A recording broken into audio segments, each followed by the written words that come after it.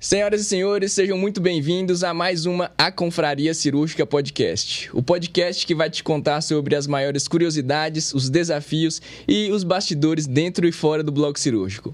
Eu sou André Fujioka, especialista em cirurgia do aparelho digestivo, e tô aqui com dois grandes amigos e cirurgiões, Dr. Lucas Calazans, especialista em cirurgia do aparelho digestivo. Tudo bem, cara? Beleza, hoje a gente vai falar sobre um assunto super importante e vai ser muito legal esse episódio. Estamos aqui também com o Dr. Caio Fontes, especialista em cirurgia geral. Tudo bem, cara? E turma, estamos animados aqui hoje para a gente gravar um episódio sensacional. Legal. E hoje nós estamos tendo a honra de receber um convidado muito especial. Ele que é médico especialista em anestesiologia e terapia intensiva, coordenador e chefe de um dos maiores serviços de anestesiologia de Minas Gerais e do Brasil também, né? Professor titular da Faculdade de Medicina da PUC, PhD em administração, mestre e doutor.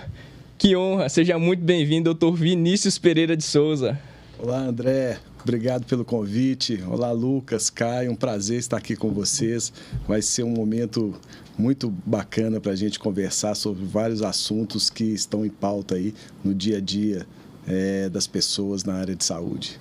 Muito legal. Hoje, a nossa proposta é conversar sobre tudo que você precisa saber de anestesiologia.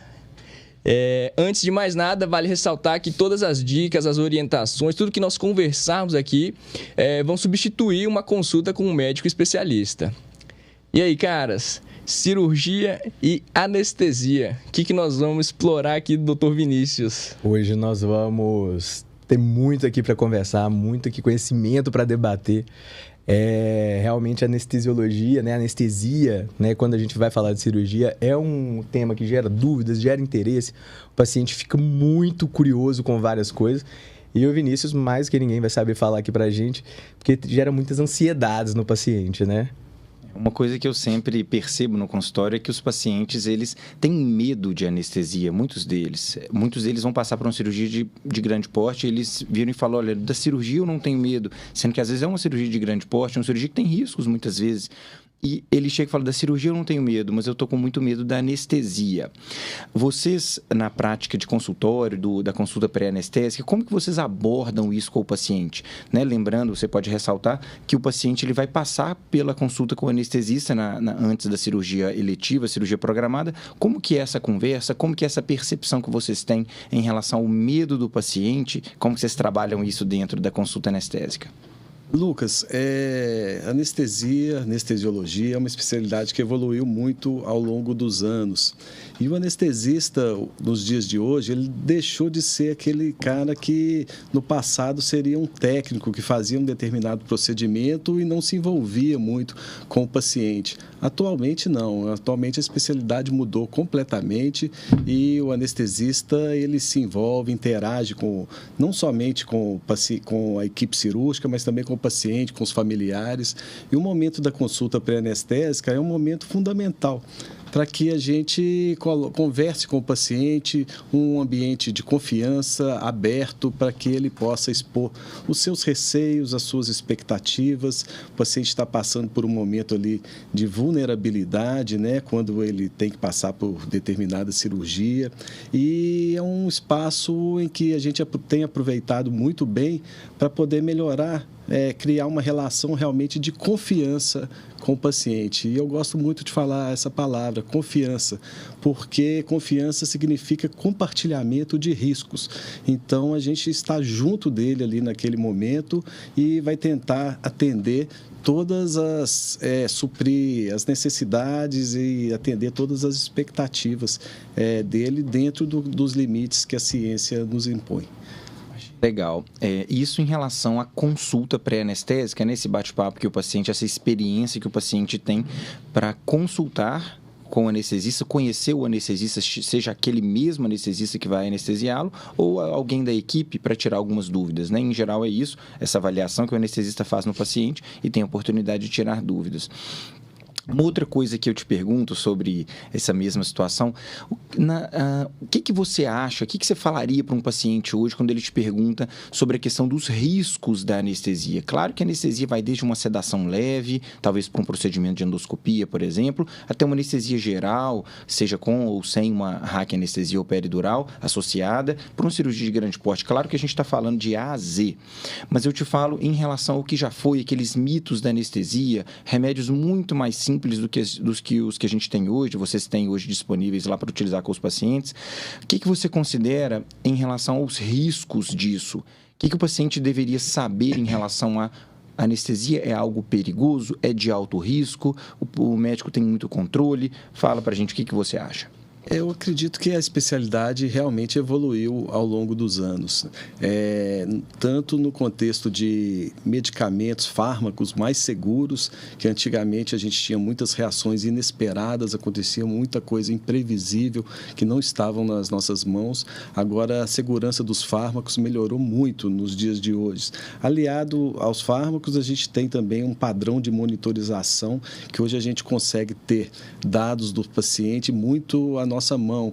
Então, quando um paciente está sendo submetido a um determinado procedimento, seja um procedimento cirúrgico ou mesmo um procedimento diagnóstico, no caso de uma ressonância magnética em que ele tenha claustrofobia, em algum outro contexto, é fundamental que o paciente seja realmente monitorizado. Com a implantação de todas essas práticas de uma cirurgia segura, com avaliação feita pré-anestésica sendo realizada antes do procedimento, o procedimento hoje ficou realmente muito mais seguro. Mas é importante a gente ressaltar que a gente não deve nunca subestimar o procedimento. Então, pode ser um procedimento mais simples que o paciente vai ser submetido, tem sempre um dever de casa que precisa ser feito antes dele estar ali sendo submetido àquele procedimento. E o ideal seja que ele faça em alguma instituição ou em alguma organização que tenha essa retaguarda já toda muito bem estruturada em relação aos processos para atendimento desse paciente, em relação à estrutura, em relação à monitorização, à disponibilização desses fármacos, novos fármacos seguros, e que tenha profissionais realmente habilitados e capacitados para o atendimento do paciente. Então, não é uma coisa, a cirurgia, o procedimento ou a anestesia tem riscos. Mas esses riscos podem ser minimizados diante de todo esse contexto, estrutura, pessoas e processos. Excelente.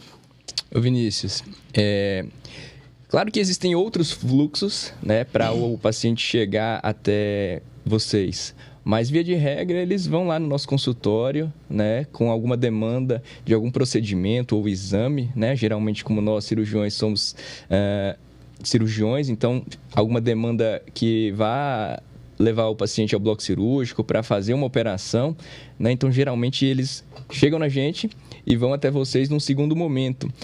Mas assim, antes deles irem até vocês, eles ficam assim em dúvida, né, sobre qual tipo de anestesia ele vai fazer diante daquela operação. E assim, é claro que eu, como cirurgião, eu tenho a minha preferência, né? Às vezes eu até explico e coloco para o paciente, mas, via de regra, quem escolhe o tipo de anestesia, claro que isso é conversado, né, entre a equipe, entre nós, mas é você, né, como anestesista, que vai escolher o tipo de anestesia para cada procedimento. Você podia falar para a gente um pouquinho, né, para quem está assistindo, quem vai ser submetido a uma operação, os tipos de anestesia que vocês dispõem, né, os mais frequentes, pelo menos, né? Perfeito, André.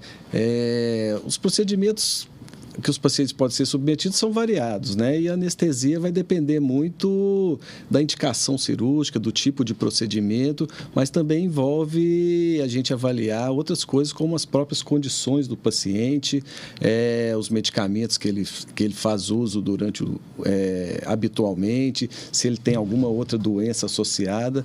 Mas, de uma maneira geral, os tipos de anestesia são 3. Anestesia local, nesse caso, faça uma infiltração no local mesmo onde vai ser operado. Alguma anestesia segmentar, em que alguma parte do corpo vai ser anestesiada, e aí a gente pode lançar a mão dos bloqueios, né? Ou um bloqueio de membro superior, em que o braço, muitas vezes, ou o antebraço, ou a mão, vai ser operado, vai ser anestesiado, ou uma anestesia RAC, uma peridural, para procedimentos do abdômen inferior ou dos membros inferiores. E tem também aquela anestesia geral, em que o paciente realmente, naquele momento, ele fica completamente desconectado, entregue, né, nas mãos do anestesista, em que os procedimentos podem ser realizados e ele não vai ter realmente consciência do que está acontecendo. Mas em todas essas anestesias, seja local também ou anestesia segmentar, a gente sempre pode associar a um grau também de sedação, para que o paciente fique um pouco alheio àqueles estímulos que, para a gente que está no bloco cirúrgico, a gente está acostumado, mas para o paciente é um ambiente hostil. É um ambiente, embora a gente tenha toda a ambientação de acolhimento, de empatia e de cuidado com o paciente, não é um ambiente hostil para o paciente. Ele está ali, ele está com a expectativa da cirurgia, ele saiu da sua rotina, ele vai em jejum, às vezes ele está com um quadro álgico, sentindo dor em relação ao procedimento. Então, a gente cria todas as condições para acolher esse paciente de uma maneira muito humanizada. Mas tem alguns momentos que precisa realmente dele dar uma desconectada desse ambiente mesmo, ficar um pouco alheio a esses estímulos, para que ele possa ter conforto, mas tudo com muita segurança dentro do que preconiza as normativas aí do Conselho Federal de Medicina. Perfeito. A gente fica começando a falar aqui, né, entrou um pouquinho na seara de modalidades anestésicas, e a gente vê que às vezes o paciente tem, né, principalmente às vezes mulher, né, tem aquela anestesia, né, nas costas, né, a peridural, e às vezes teve algumas questões ali, e a gente vai operar de outra coisa, né? Às vezes cirurgia da vesícula, e a paciente pergunta, eu vou ficar acordada, né? Porque naquele momento do parto, é isso que você estava falando, né? Dessa individualização da técnica anestésica para cada momento. E assim, é possível, né? O paciente, vamos falar assim, né? Numa peridural, num parto, ficar acordado, que é do interesse, né? Da mãe ali receber o filho. Mas em outros momentos é isso que você falou mesmo bem, que a gente preza, né? Por uma sedação, por um conforto do paciente. E eu sempre acho legal de falar, né, que foi uma coisa que eu aprendi quase que dentro do bloco mesmo, foi do cuidado do anestesista, principalmente com outros sintomas, né? Não é a função do anestesista só ali anestesiar. O anestesista é o principal responsável por o paciente que acorda da cirurgia bem, sem dor, sem náusea, sem outros sintomas, né, que poderiam ser gerados ali pela cirurgia, que são muito ruins. E fala pra gente um pouquinho desse cuidado que tem com essa outra parte, não só da anestesia, mas o cuidado com dor, cuidado com náusea, cuidado com esses outros sintomas. E dentro do que o Caio está perguntando, só complementando a pergunta, porque às vezes o paciente ali acha que a anestesia geral é como se fosse um frasco que chama anestesia geral e ele vai receber aquele conjunto de remédios. E na realidade nós sabemos que não é isso. Então, ou seja, como dentro da pergunta do Caio, que tem essa gama de medicamentos de vários tipos, com vários objetivos, fala, né, dentro da resposta para o Caio, isso mesmo. Perfeito, Caio. O paciente hoje, quando vai ser submetido a um procedimento cirúrgico, é necessário realmente um planejamento muito bem feito. Eu gosto muito do termo personalização, porque não existe técnica que seja universal. A técnica tem que ser adaptada para as condições do paciente. Você citou aí o caso da paciente obstétrica. A obstetrícia é um capítulo à parte, né? O momento do parto, do nascimento, momento de grande alegria, e com contextos variados. Às vezes também tem um outro lado, às vezes uma gravidez que foi indesejada, um parto em um outro contexto, né? A gente pega aí múltiplos cenários aí na paciente obstétrica, mas de uma maneira geral a paciente vai com os familiares e o parto está sendo aguardado ali com muita ansiedade, e a gente tem ali uma oportunidade de, com a técnica anestésica, não interferir na evolução do trabalho de parto, promover uma analgesia muito adequada para que que não naquele esquema de medicalizar, de instrumentalizar, de engessar a paciente obstétrica para que ela fique completamente imóvel, como se ela estivesse enquadrada num sistema. Não, o parto não é isso. Então, a gente faz uma analgesia peridural, inclusive a paciente pode continuar deambulando, andando durante o trabalho de parto, e nisso o parto vai evoluindo, a gente vai fazendo as doses do anestésico, promovendo conforto, interagindo com a mãe, com os familiares, e a gente vê que existem 2 momentos dessa paciente obstétrica, antes da anestesia e depois da anestesia, porque quando a paciente nos chama é porque a dor já virou um momento de desconforto, embora tenha um caráter muito subjetivo de avaliação, aí, de percepção da dor durante o trabalho de parto, quando ela nos chama é porque realmente está gerando um sofrimento, e isso pode ter consequências tanto orgânicas quanto consequências psicológicas que ela pode carregar por toda a vida, né? E nesses outros contextos de cirurgias múltiplas, tipo uma colecistectomia, que é uma cirurgia de retirada da vesícula, uma retirada de um cálculo renal, e aí são contextos variados, né? A gente tem que fazer as escolhas dos anestésicos. Não existe, como o Lucas muito bem colocou, um frasquinho mágico, um pozinho mágico, um líquido milagroso em que você administra, igual a gente vê muitas vezes nos filmes, né?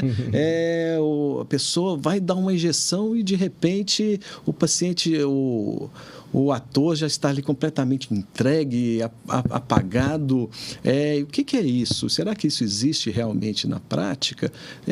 No nosso contexto é um pouco diferente. Na vida real, vamos dizer assim, embora o cinema ilustra isso de uma maneira assim, muito bacana, muito brilhante. Cada medicamento ele tem realmente um objetivo específico, e a gente tende a falar que são 5 os objetivos principais de um ato anestésico, né? O primeiro, analgesia, ou seja, você retirar a dor do paciente. O segundo, a hipnose, que seria você colocar o paciente realmente para dormir, para ele ficar alheio a esses demais estímulos. Terceiro, amnésia. O paciente não precisa de ficar lembrando, tirando o contexto da obstetrícia, ele não precisa de ficar lembrando das coisas que estão acontecendo ali, do bloco cirúrgico, né? A amnésia é um ponto importante para a gente trabalhar. O quarto ponto é o relaxamento muscular, porque muitas vezes os procedimentos cirúrgicos necessitam que a musculatura do paciente esteja muito relaxada para que o cirurgião tenha boas condições de trabalho e possa acessar o campo operatório da maneira adequada. E o quinto objetivo é o controle das respostas de todo o organismo, ou seja, como que o coração está respondendo àquele estímulo cirúrgico, porque aqui a gente está conversando. Se eu receber, por exemplo, um beliscão aqui, minha frequência cardíaca aumenta, minha respiração fica mais ofegante, eu posso começar a suar frio. Agora, você imagina um paciente que está sendo operado, em que os estímulos muito dolorosos e múltiplos ao mesmo tempo. Então, cada medicamento, cada fármaco, ele tem realmente um objetivo específico. Mas é interessante que esses medicamentos atuam muito nos sinais vitais, e daí eu complemento a pergunta anterior sobre os riscos da anestesia. Então, como a anestesia altera muito a parte cardiovascular, o sistema respiratório, o sistema nervoso central. Então, assim, são sistemas vitais. Daí que um profissional bem preparado, capacitado e uma interação adequada com a equipe cirúrgica é fundamental para um bom resultado para o nosso paciente. Com certeza. Muito bom. Ô Vinícius, puxando sardinha aqui para o nosso lado, né, como da nossa área de atuação, né, no aparelho digestivo, o paciente sempre questiona a gente sobre o tipo de anestesia, né? Tendo em vista que atualmente a gente, para acessar a cavidade abdominal, utiliza muito da laparoscopia, da cirurgia de vídeo, existe uma outra possibilidade a não ser a anestesia geral para esse tipo de cirurgia? É uma pergunta muito frequente. Doutor, vai ser nas costas? Vai ser geral? André, sua pergunta é muito interessante porque a laparoscopia, ela veio, vocês são os especialistas desse procedimento, mas ela veio mudar realmente o trauma, a morbidade e melhorar muito a recuperação do paciente no pós-operatório, né? Mas o procedimento com a laparoscopia, ele vem carregado também de inúmeras repercussões, né, em virtude da insuflação de gás na cavidade abdominal para a formação do que vocês chamam aí de um pneumoperitônio, né? Então, quando você insufla esse ar até na cavidade abdominal para que vocês tenham o espaço adequado e o relaxamento para poder manusear essas vísceras abdominais aí, resolver o problema do paciente, né? Se é uma vesícula, lá tirar a vesícula. Se o problema é na vesícula, tirar a vesícula. Se é um tumor no intestino, tirar esse tumor no intestino. Se é um paciente obeso que vai fazer uma cirurgia bariátrica, realmente operar o estômago, operar, né? O estômago desse paciente. Então, anestesia geral para procedimentos laparoscópicos é realmente a técnica de escolha. Por quê? Porque com ela eu tenho o paciente realmente na minha mão. Eu consigo controlar a parte respiratória desse paciente, o aparelho cardiovascular, eu garanto que esse paciente esteja bem anestesiado, eu controlo todas as respostas desses estímulos que estão sendo feitos por vocês em relação e as consequências disso sobre os órgãos, sobre o organismo do paciente. Então, a laparoscopia com anestesia geral é a técnica de escolha para que a gente tenha realmente uma segurança para o paciente. Tem alguns outros dados que já foram publicados de tentativas de outras técnicas, mas eu acho importante a gente acompanhar a literatura, que muda também ao longo do tempo, mas nesse momento, a anestesia geral com intubação traqueal é a técnica de escolha para a realização dos procedimentos laparoscópicos e é o nosso protocolo na unidade Santo Agostinho da Rede Mater Dei, onde eu exerço minhas atividades. Eu brinco muito com os pacientes, eles ficam muito ansiosos com a anestesia geral, né? Que é aquela história, né? Eu vou dormir e gera uma ansiedade mesmo, né? Será que eu vou acordar? E eu sempre brinco muito com os pacientes, assim, até descontraindo um pouco. O Neymar veio a Belo Horizonte operar, né? Operar o pé. E foi optado para ele anestesia geral. Eu falo com os pacientes, o Neymar foi optado anestesia geral. Ou seja, o grau de segurança dessa modalidade anestésica, né? Que, óbvio, a gente entende que gera uma ansiedade para o paciente, né? Esse negócio de dormir, intubação. Quando a gente explica isso para o paciente, ele fica ansioso. Mas o Neymar foi operado com anestesia geral, né? Então, assim, quer dizer, o tamanho da segurança dessa modalidade anestésica. E isso que você falou da intubação, eu acho que é um dos principais fatores de medo do paciente. Alguns até viram pra gente e falam assim, então essa é a anestesia, o coma induzido, né? Que é aquela, a gente vê muito em filme, série, fala o coma induzido. E essa intubação, fala um pouquinho de intubação pra gente, Vinição, como é que funciona isso? O que é essa intubação? Porque o paciente gera esse medo. Complementando um pouco o que você está falando, não já querendo responder, mas uma coisa que eu exponho para o paciente quando ele pergunta sobre a intubação, quando ele aborda essa pergunta lá no consultório, eu falo muito que não é aquela intubação de pronto-socorro, intubação do paciente traumatizado pelo SAMU, mas, ao contrário, uma intubação programada num ambiente super controlado por um profissional extremamente habilitado e com todas as ferramentas. E eu tento tranquilizá-lo e, óbvio, jogo esse papel também para o anestesista realizar as explicações na consulta pré-anestésica. Sua pergunta é muito boa, porque a gente está saindo agora... saímos, felizmente, dessa pandemia da Covid-19. E durante a pandemia da Covid-19, essas imagens de intubação, um paciente sendo acometido por aquela infecção e entrando naqueles quadros dramáticos e agudos de insuficiência respiratória em virtude da afecção do coronavírus, o paciente precisava ser intubado num contexto muito difícil, num contexto complicado, para o paciente e também com um risco profissional muito grande. O próprio profissional que estava realizando aquele procedimento, ele poderia contrair aquela infecção, aquela doença e daí desenvolver aquelas consequências daqueles quadros dramáticos aí que a gente acompanhou ao longo desse processo.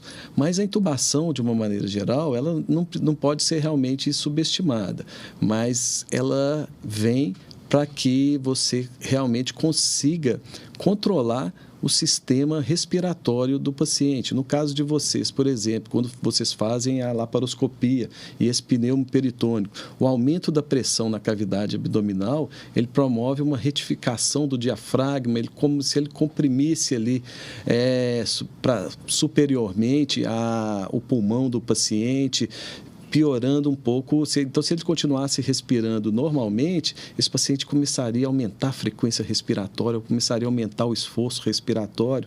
E aí, isso gera uma série de repercussões, tanto porque a gente inspira O2, mas a gente expira CO2, ou seja, esses dois gases são fundamentais no ato respiratório e poderiam estar comprometidos em virtude da técnica cirúrgica que estaria sendo utilizada.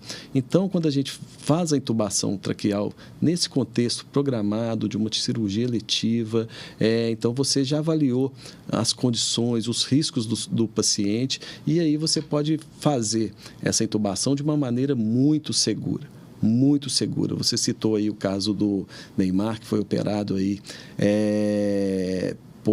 com anestesia geral. No caso do Neymar, não foi com intubação.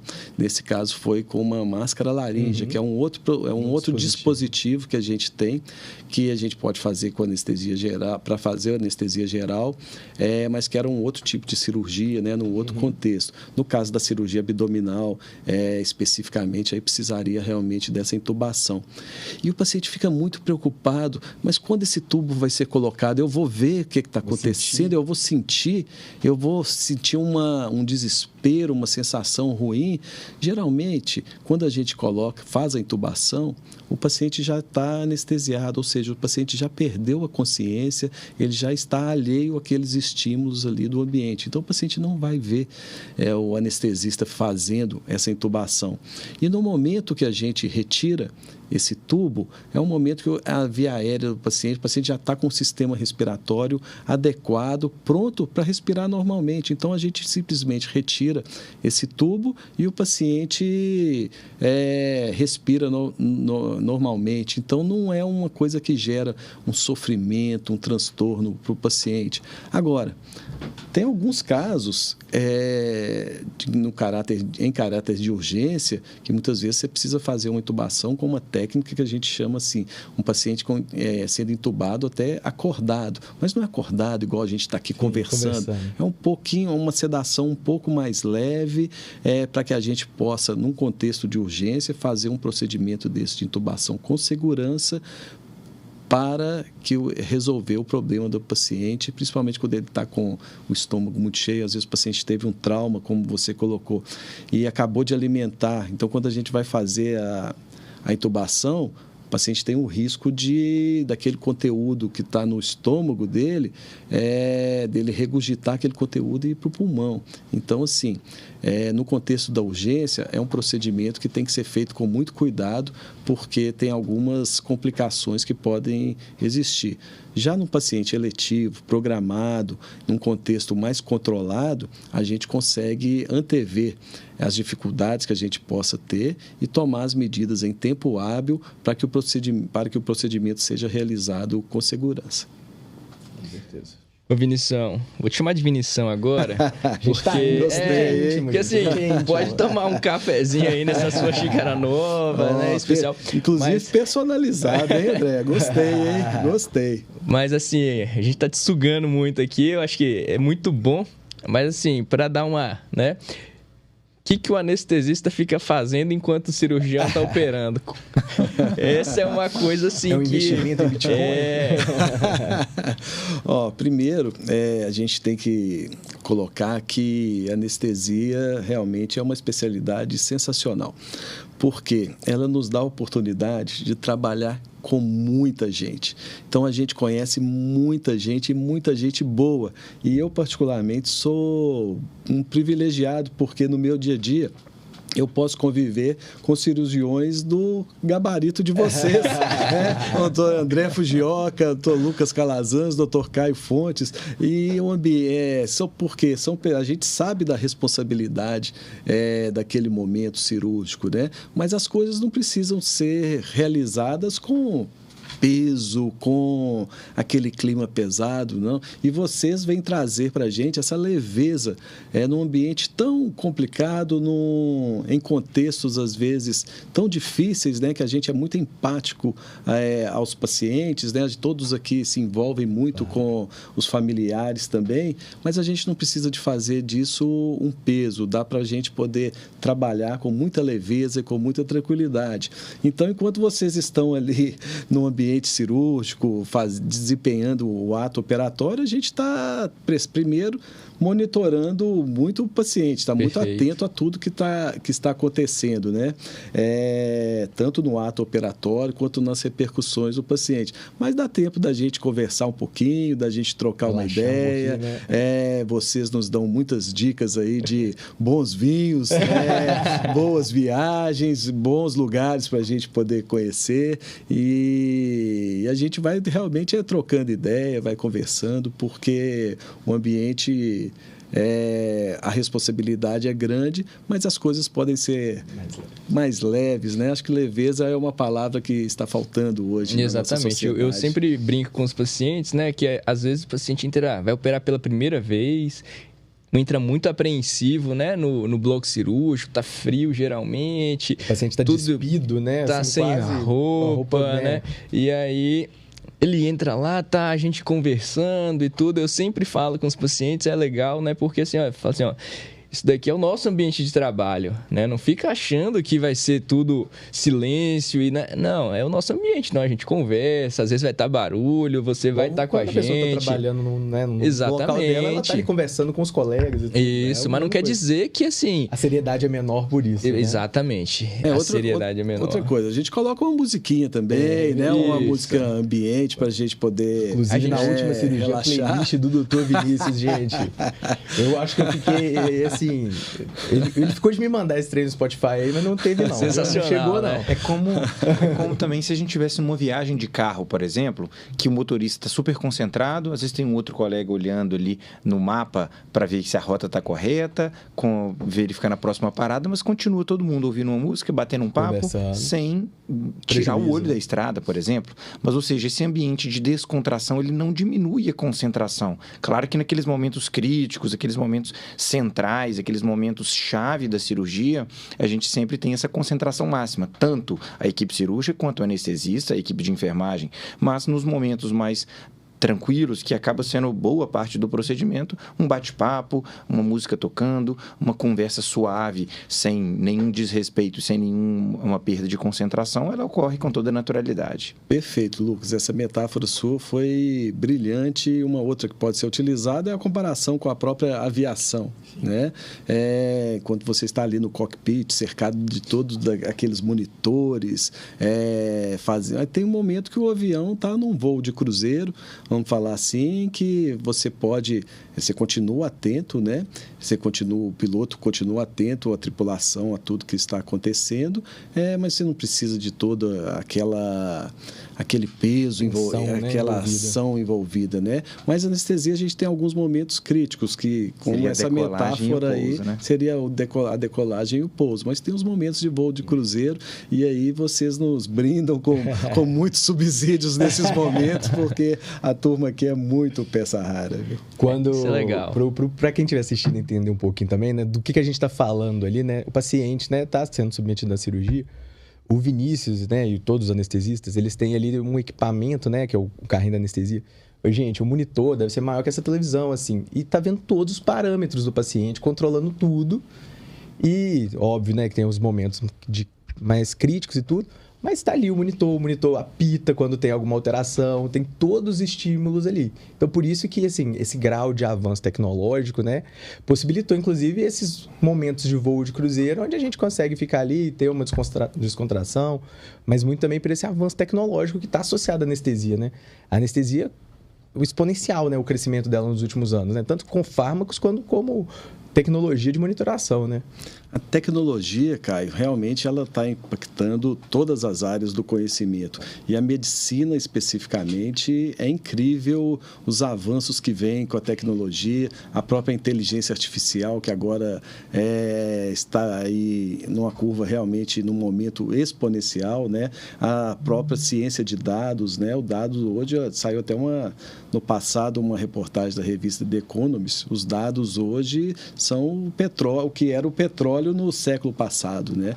E a tecnologia vem realmente dentro da medicina para nos dar segurança, para nos dar muita informação e para que a gente possa cuidar cada vez melhor dos nossos pacientes, melhorando o nosso resultado, tanto o resultado durante a cirurgia, quanto reduzindo possíveis efeitos colaterais que a gente poderia ter, como você citou até no começo do programa, alguma náusea, muitas vezes vômitos que o paciente poderia ter. Hoje a gente já consegue não zerar, mas reduzir muito a incidência desses eventos durante a cirurgia.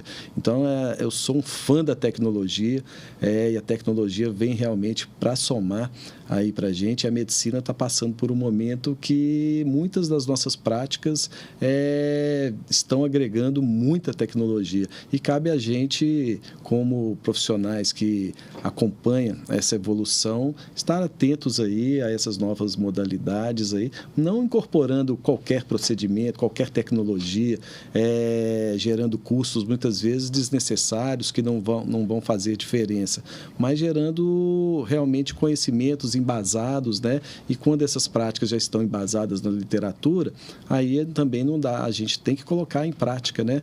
Vejo muitas vezes em alguns serviços práticas já muito consagradas e a turma ainda vivendo um meio de tempos atrás, né? Então, assim, essa atualização é fundamental para que a gente tenha segurança. Fazer uma pergunta, Vinícius. Hoje, você acha que a anestesia que você pratica, ou seja, que os nossos pacientes são anestesiados por você e pela equipe de vocês, ela é igual, melhor ou pior ou diferente em quais aspectos, até mesmo em magnitude de aspectos, do que esse paciente seria anestesiado em São Paulo, num hospital famoso, ou num hospital chique e famoso de Nova York, por exemplo? Então, o que vocês fazem hoje lá na unidade de Santo Agostinho, com os equipamentos, os medicamentos? O que você acha dessa anestesia, comparando com se ele pegasse um avião e falar, não, eu vou lá para Nova York, operar lá num hospital chique, lá com um cirurgião famoso no mundo? O que você acha do ponto de vista anestésico? Quais são as diferenças? O que é melhor, o que é pior? Ou se você considera que é bastante equivalente?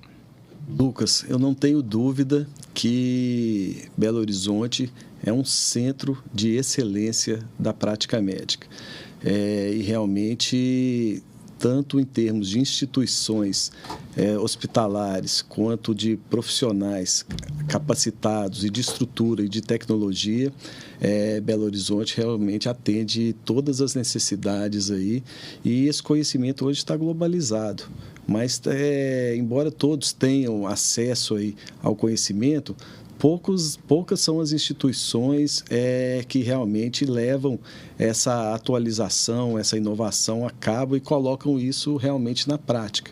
Eu acho que a gente tem a sorte de desempenhar as nossas atividades de trabalho na rede Mater Dei, principalmente aí na unidade de Santo Agostinho, e é uma unidade que está completamente atualizada, com todos os equipamentos disponíveis para que o paciente tenha uma cirurgia realmente segura, que as coisas não estão sendo feitas ali simplesmente com um modismo, não.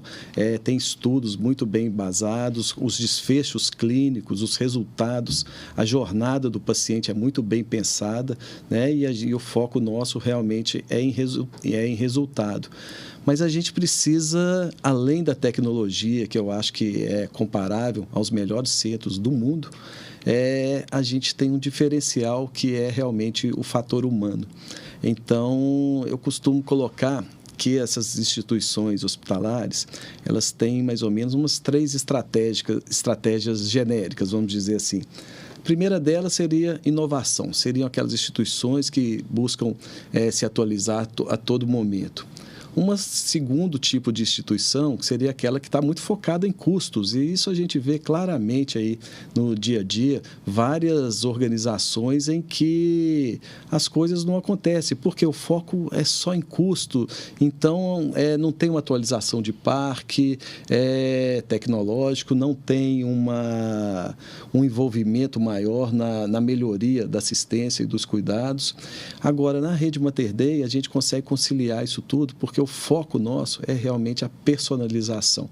Então, os recursos são utilizados de maneira adequada para que atenda às necessidades daquele paciente, para resolver o problema daquele paciente. É lógico que tudo dentro dos limites que a medicina impõe. Todos nós sabemos que nós não somos deuses, né?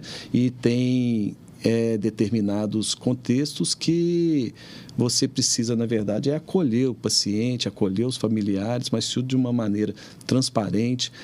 Mas esse fator humano faz toda a diferença, porque as decisões são compartilhadas.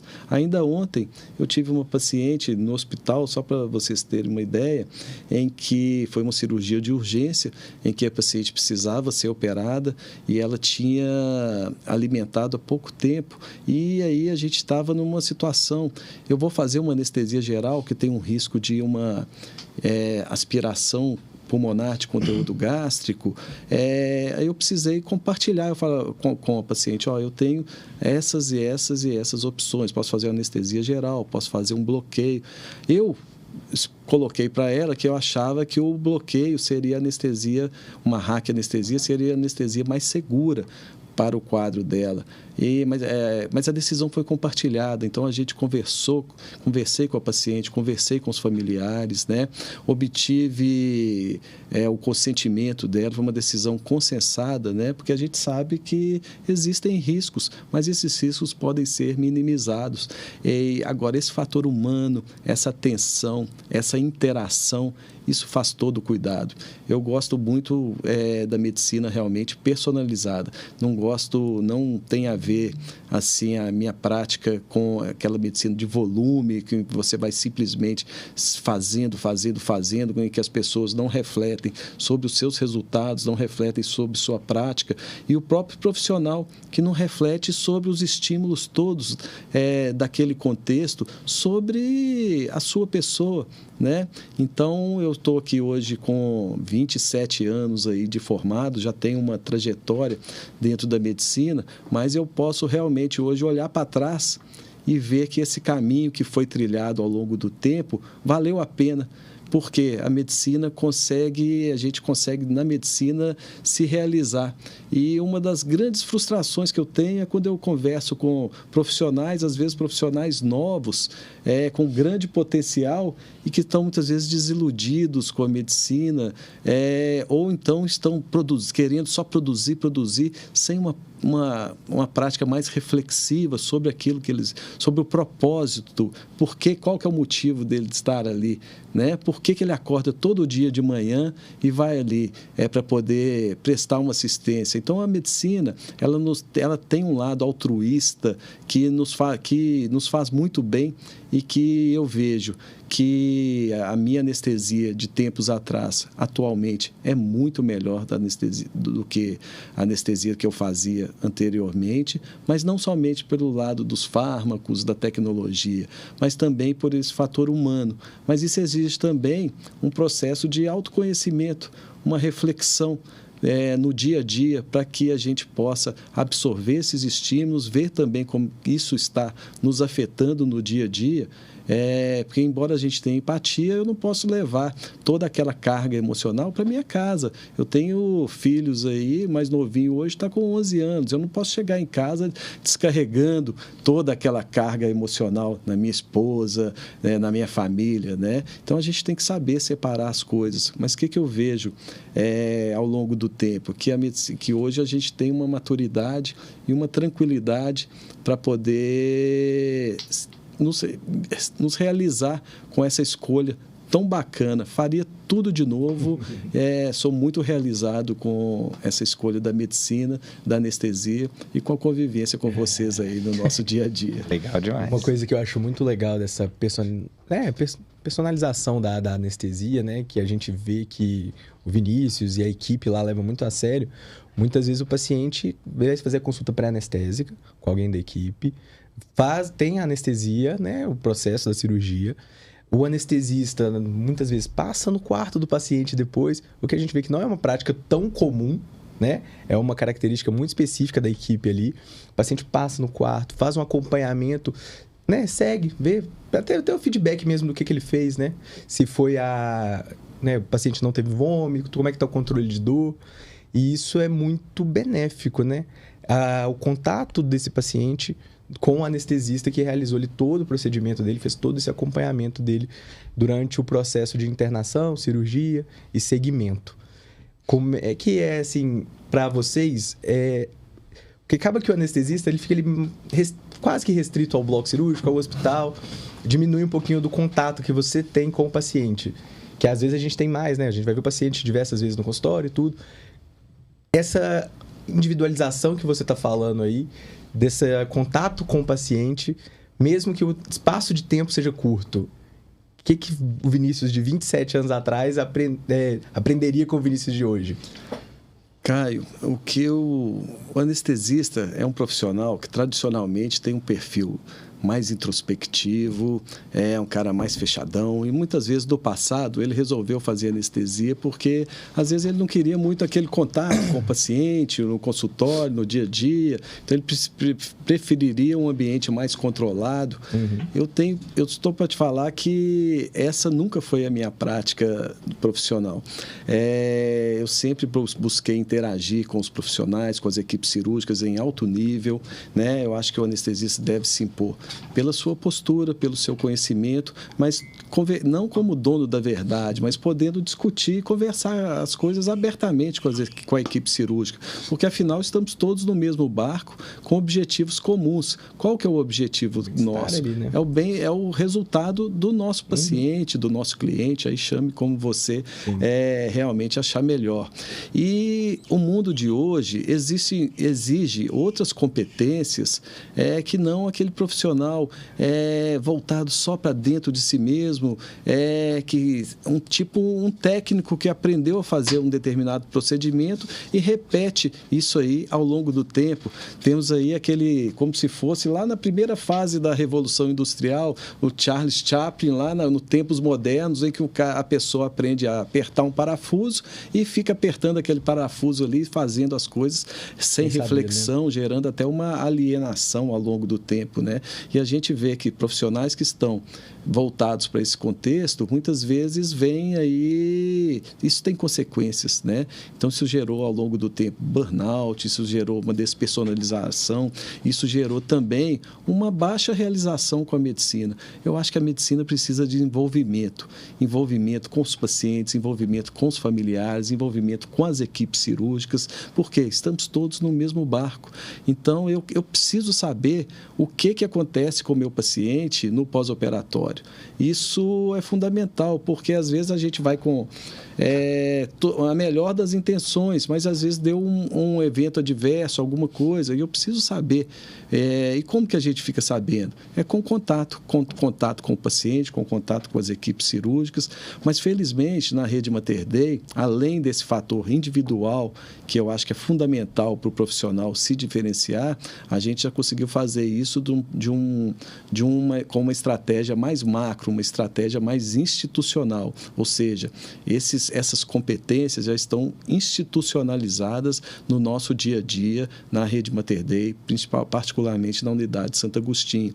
Então, a gente acompanha os indicadores dessa visita pós-anestésica, desse desfecho dos pacientes, e a gente discute isso em fóruns, em ambientes de confiança muito bem planejados, em que as coisas são conversadas de uma maneira aberta, né? A gente tem que ter liberdade para poder expor, sempre de uma maneira leve, delicada, com ética, sem agredir pessoas, numa linguagem não violenta, para que a gente possa trabalhar esses dados. Mas as coisas têm que ser colocadas, né? Então, a gente precisa dos dados que o hospital consegue, com a gestão, nos fornecer muitos insights, muitos inputs sobre o que está acontecendo, e esses fóruns sempre geram muita ação, né? Porque a organização é viva, ela não está parada, ela não está acomodada, e ela gera realmente uma mobilização aí dos profissionais. Mas precisa do profissional também estar alinhado com isso. Aquele cara que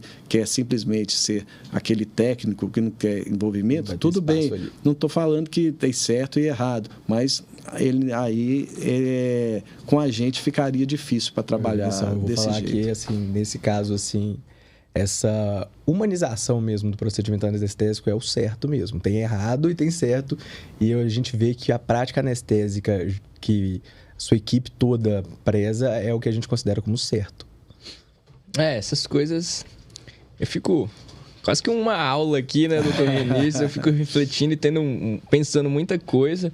E eu fico muito satisfeito de a gente estar alinhado, né? Mesmo que inconscientemente, talvez, com esses pensamentos, com essas iniciativas, com esses propósitos. Né? Eu fico muito satisfeito de ter você como anestesista aqui da nossa equipe, sabe, Vinícius?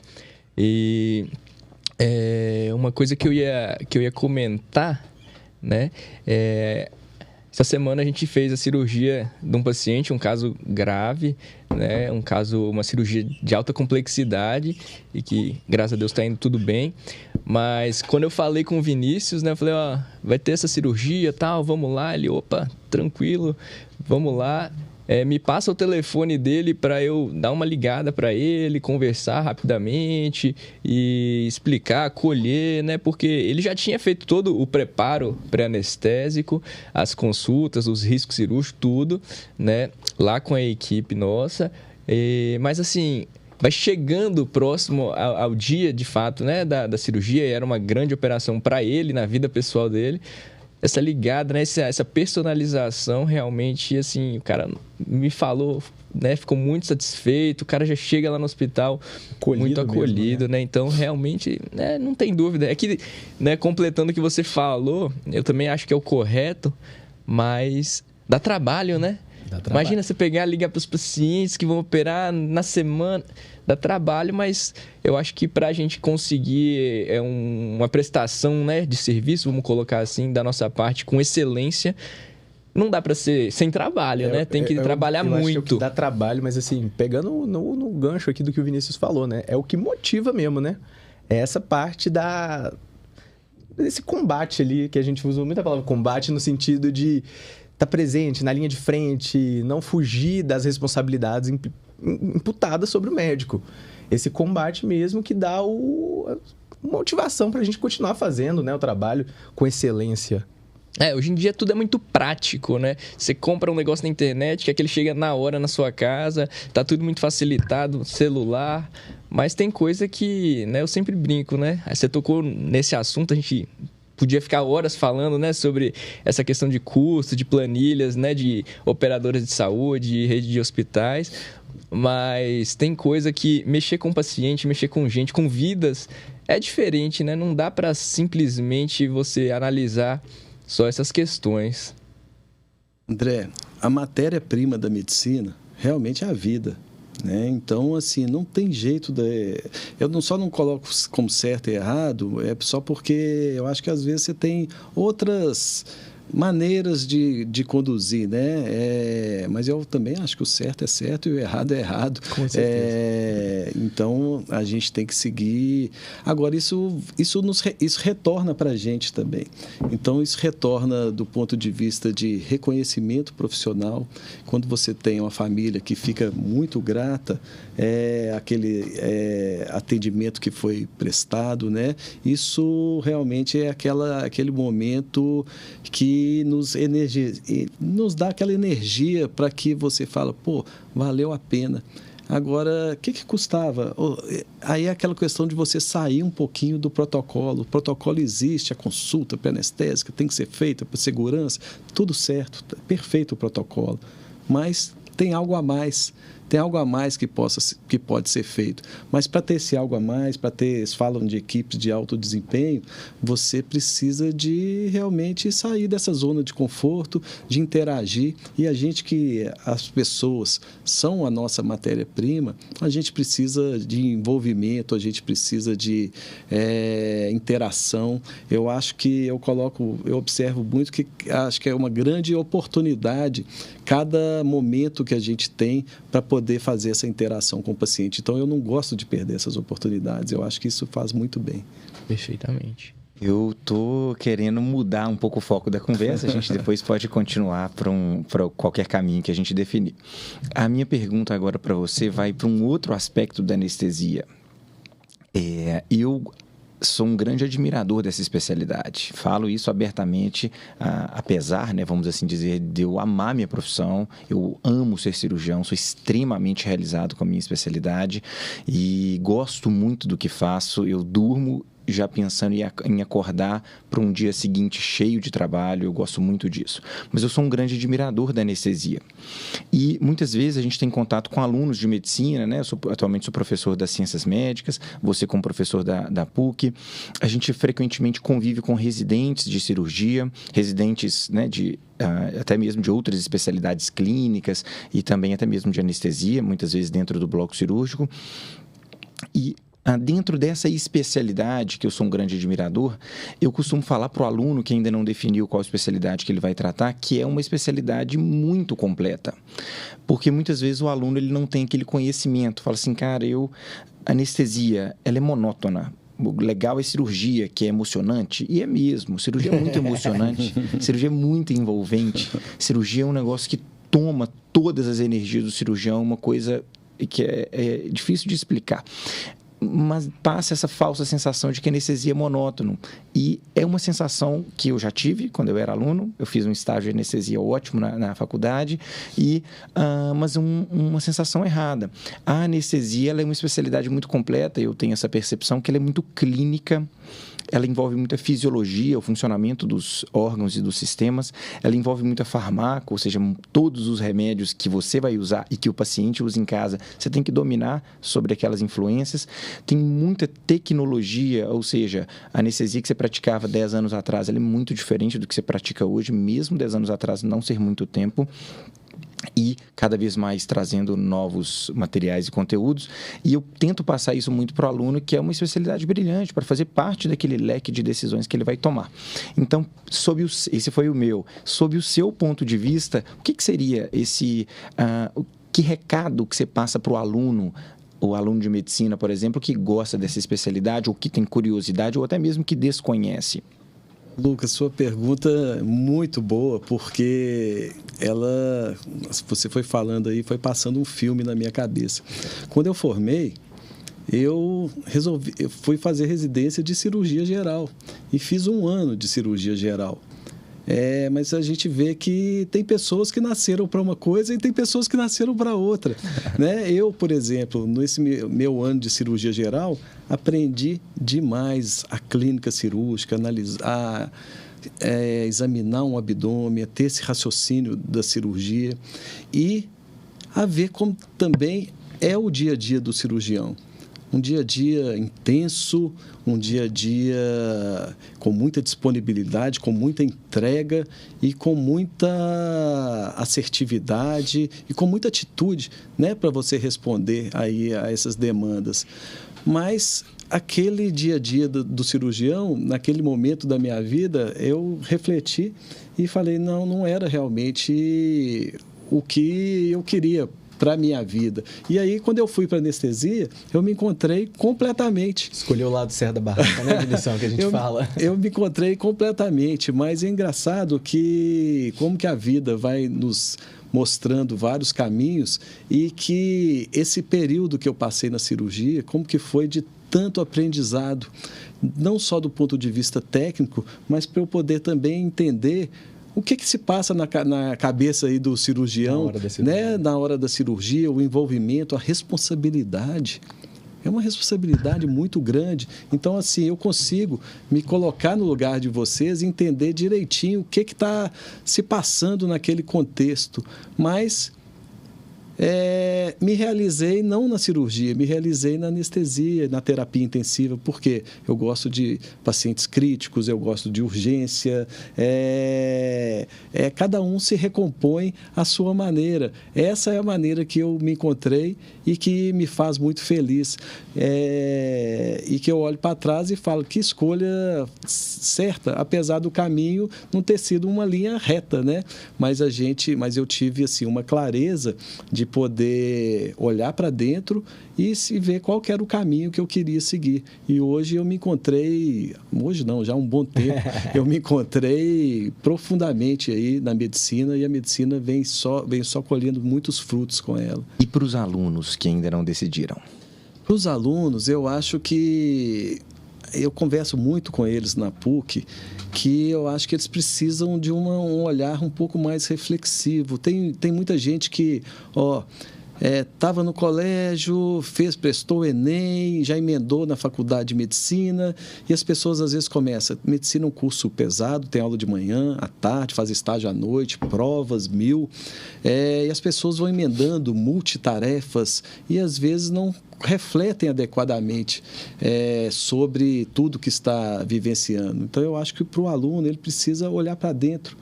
O que você gosta realmente? Como que você gostaria como você se enxerga daqui a alguns anos? O que você gosta? Você gosta da urgência? Você gosta de um ambiente mais controlado? Você gosta mais de um consultório? Você gosta dessa interação com o paciente? Você não gosta tanto dessa interação? Você quer um ambiente mais reservado? É o ambiente do bloco cirúrgico também, essa familiaridade com aquele espaço, com aquele ambiente, né? É muito único, né? O bloco cirúrgico não parece com consultório em nada, né? Muito singular, né? E eu vejo que os alunos precisam realmente pensar. Assim, eu fiz uma escolha pela cirurgia, errei. Não errei, assim, não gostei, precisei mudar um pouquinho a minha rota, mas isso hoje o tempo já me deu algumas boas respostas que eu posso olhar para trás e eu aprendi demais naquele ano da cirurgia. Então, assim, como o André falou, a gente não precisa de ser tão imediatista, né, querendo ter todas as respostas, mas é bom olhar para dentro, ver o que você quer, o que você acredita, como que você quer lidar nesse dia a dia aí com essas escolhas da profissão, para que a profissão possa te realizar. O contexto da urgência, da emergência, me realiza profundamente. Já um contexto, se eu fosse um psiquiatra que estivesse, não estou aqui menosprezando, até porque tem grandes amigos psiquiátricos, do Dr. Renato Diniz, da PUC, grandes colegas, aquele contexto simplesmente de um consultório, daquele formato, eu estaria frustrado. E se eu continuasse na cirurgia também, hoje eu seria um profissional frustrado. Então, seria interessante a gente olhar para dentro, para que a gente possa ter essa clareza e ter atitude. Que na hora que você precisar também tomar uma decisão, vá lá, tome a decisão, siga o seu caminho, mas se não tiver envolvimento, não tem como a pessoa se realizar.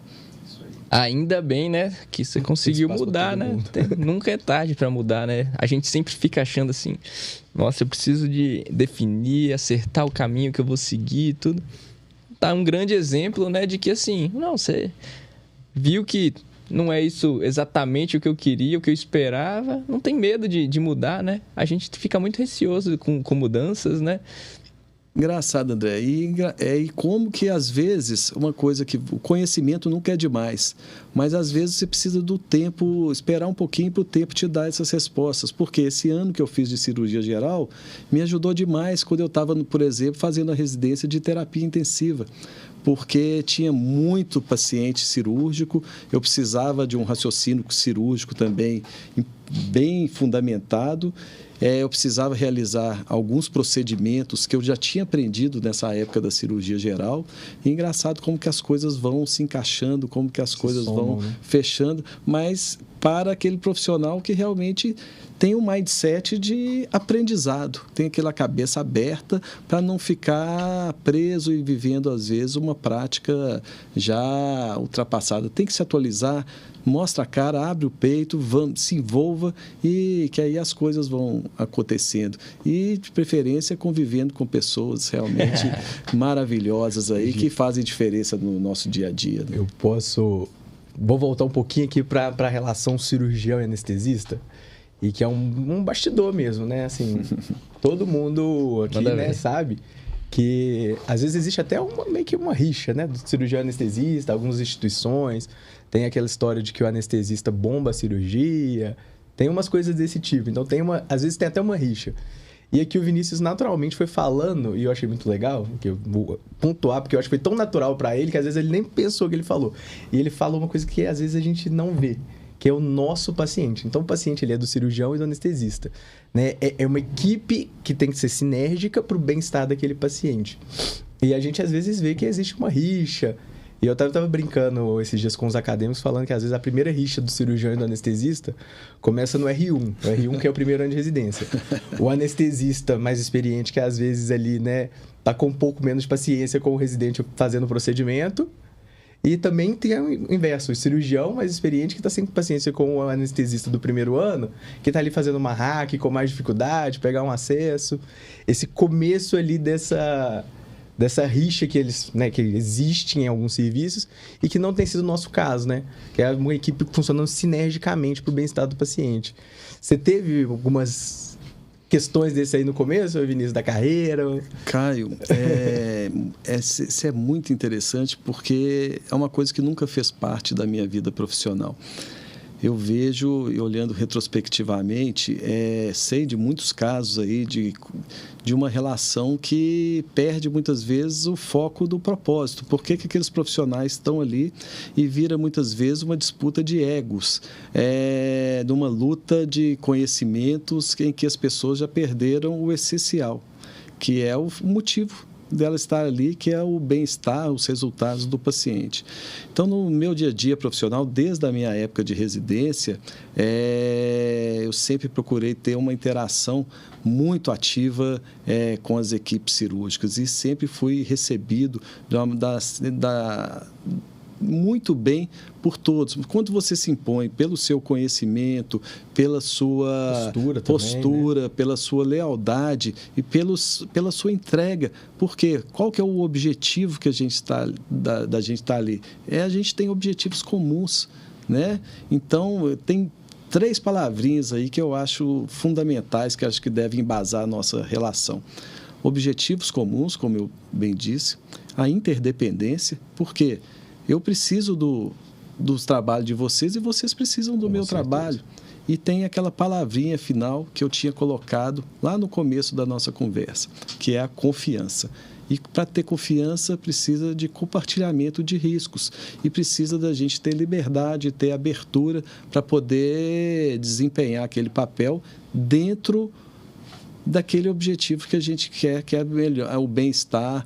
Então, quando eu vejo, por exemplo, na internet, algumas postagens, às vezes, eu falo, gente, uma luta, uma briga entre cirurgião e anestesista, eu falo, gente, isso perdeu, isso não faz parte realmente do meu dia a dia. Agora, já peguei equipes cirúrgicas difíceis? Já peguei equipes cirúrgicas complicadas, que têm uma dificuldade de relacionamento, mas mesmo essas equipes, depois que você chega com leveza, com tranquilidade e que você vai colocando o foco você tira o foco do pessoal.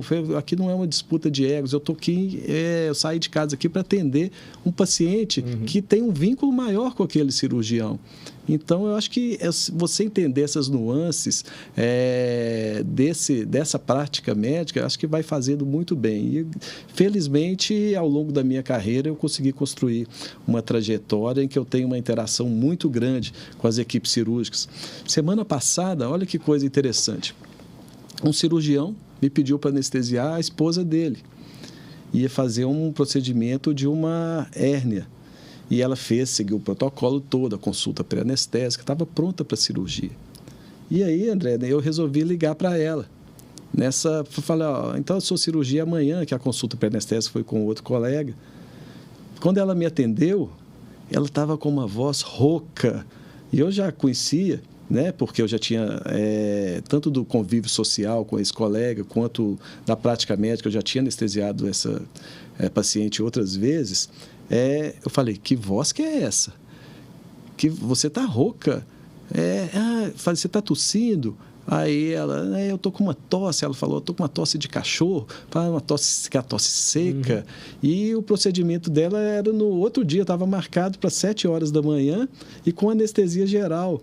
Aí eu falei, seu marido está aí? Ela falou, não, ele está aqui. Eu falei, chama ele para mim, deixa eu dar uma palavrinha com ele aqui. Aí eu falei, ô colega, eu estou achando que sua esposa está gripada, está resfriada. Como é que está? Que ela está tossindo, a voz dela, pelo telefone, eu vi que a voz dela estava diferente. E ele falou, ô Vinícius, eu ia até te ligar, porque ela realmente está com essa tosse e eu estou preocupado com da gente realizar essa cirurgia dela amanhã. O que você acha? Você acha que dá para fazer ou que não dá para fazer? Falei, vamos conversar aqui direitinho. Ela está com um quadro, possivelmente, de uma laringite, né? E o procedimento é com anestesia geral, com intubação orotraqueal, ou seja, a intubação poderia desencadear para ela uma crise de broncoespasmo, um quadro respiratório agudo, que poderia complicar uma cirurgia eletiva, tranquilo. Então, eu falei, eu acho mais prudente, se você concordar, a gente postergar essa cirurgia. Ele, nossa, que bom que você me falou isso. E aí a gente adiou e a cirurgia dela está marcada para daqui a 15 dias. E aí a gente vai fazer tudo com muita segurança. Então, esse envolvimento, essa personalização, equipes, né, essa liberdade, essa clareza, eu acho que é isso. É para isso que a gente está aqui. Não estou aqui para vestir fantasias, armaduras e nem ter esses estereótipos de super-herói. Por quê? A medicina vai nos ensinando, a medicina nos dá uma lição muito grande, que é a lição de humildade. E eu acho que a humildade, o médico que perde essa clareza das suas ações aí ao longo do tempo, ele perde realmente a essência. E a humildade vem colocar a gente no lugar da gente mesmo, ou no lugar da gente. Ou seja, aqui a gente está mexendo com ciência, a ciência tem um limite e toda essa racionalidade, todos esses avanços que a gente teve ao longo do tempo, a gente tem que usar isso ao nosso favor, mas sabendo das limitações, porque é um processo racional, né, que também ainda não está muito seguro, mas que também não é passível de erros e de tropeços, né? Então, eu acho que o foco é esse. E o colega entendeu muito bem, e aí daqui a alguns dias a gente resolve. Vai resolver esse problema. Resolve essa moça, parada, né? Aí. Sem laringite, sem nada. Sem nada. Aí de um ponto de vista mais tranquilo. Com certeza. Vinícius, mudando um pouquinho o foco agora do rumo da nossa conversa aqui e visando aqui os pacientes que estão assistindo a gente, né?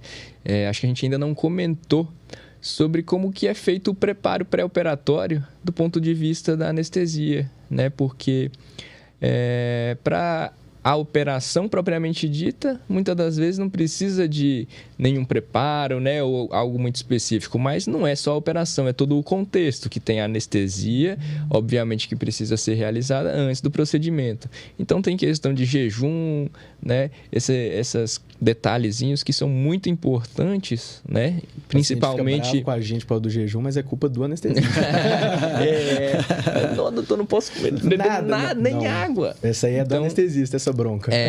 Mas assim, é o contexto, né? E principalmente numa cirurgia, numa operação eletiva, né? Que é um pouco diferente. Aí, né? André, olha como que as coisas evoluíram. Na época que eu formei, realmente precisava de uma coisa rígida, de um jejum de 8 horas, porque o estômago teria que estar completamente vazio por causa desse risco de aspiração pulmonar, de conteúdo gástrico. Hoje as coisas já se modificaram, né? A ciência evoluiu, a gente acompanhou a literatura. Então, para procedimentos eletivos, recomenda-se um jejum de 8 horas para alimentos sólidos, né? Para comida, biscoito, macarrão, vamos falar assim. Agora, água, chá, um Gatorade, uma gelatina, água de coco, o paciente geralmente pode tomar até 2 horas antes dos procedimentos eletivos. Mas é importante a gente saber que existem algumas exceções, tipo um paciente que tem um refluxo gastroesofágico, um paciente diabético, um obeso mórbido. Esses pacientes, idealmente, não devem manter um jejum um pouco mais prolongado. Por que isso? Porque a gente sabe que, embora o jejum seja importante, um jejum prolongado gera desidratação, o paciente entra num quadro de catabolismo ali, então o paciente já entra espoliado para a cirurgia. É como se ele já entrasse devendo ali, o quadro dele já está complicado, aí é como se a gente gerasse um fator a mais de estresse ali para esse paciente. Então, os trabalhos realmente evidenciaram que o paciente chega melhor quando ele chega bem hidratadinho. Então, água, chá, Gatorade até 2 horas antes da cirurgia. Agora, um ponto interessante é que, como essa nossa consulta pré-anestésica é uma consulta mais direta, mais objetiva, a gente foi pioneiro aqui em Belo Horizonte também na questão da telemedicina, na consulta pré-anestésica por telemedicina. Então, no nosso serviço, a gente atende hoje cerca de 70% das consultas são atendidas por telemedicina. Ou seja, o paciente na tranquilidade de casa, poder passar as informações. Então, ele anexa na nossa plataforma os exames antes da consulta. Quando eu entro para atender aquele paciente, eu já vi os exames dele, eu já estou ciente do caso, então dá uma sensação para o paciente de segurança muito grande. Agora, se ele não conseguiu muitas vezes anexar, ele me passa na hora lá da consulta os exames aí, e a gente vai conversando. Então, hoje 70% das nossas consultas são por telemedicina, 30% presenciais, e a gente tem estimulado cada vez mais essa prática. Mas do jejum, eu acho que é por aí. Esse protocolo, sempre lembrar que não são para engessar, né? Podem ter algumas exceções que devem ser avaliadas. Muito bom. Isso daí é uma dúvida frequente dos nossos pacientes.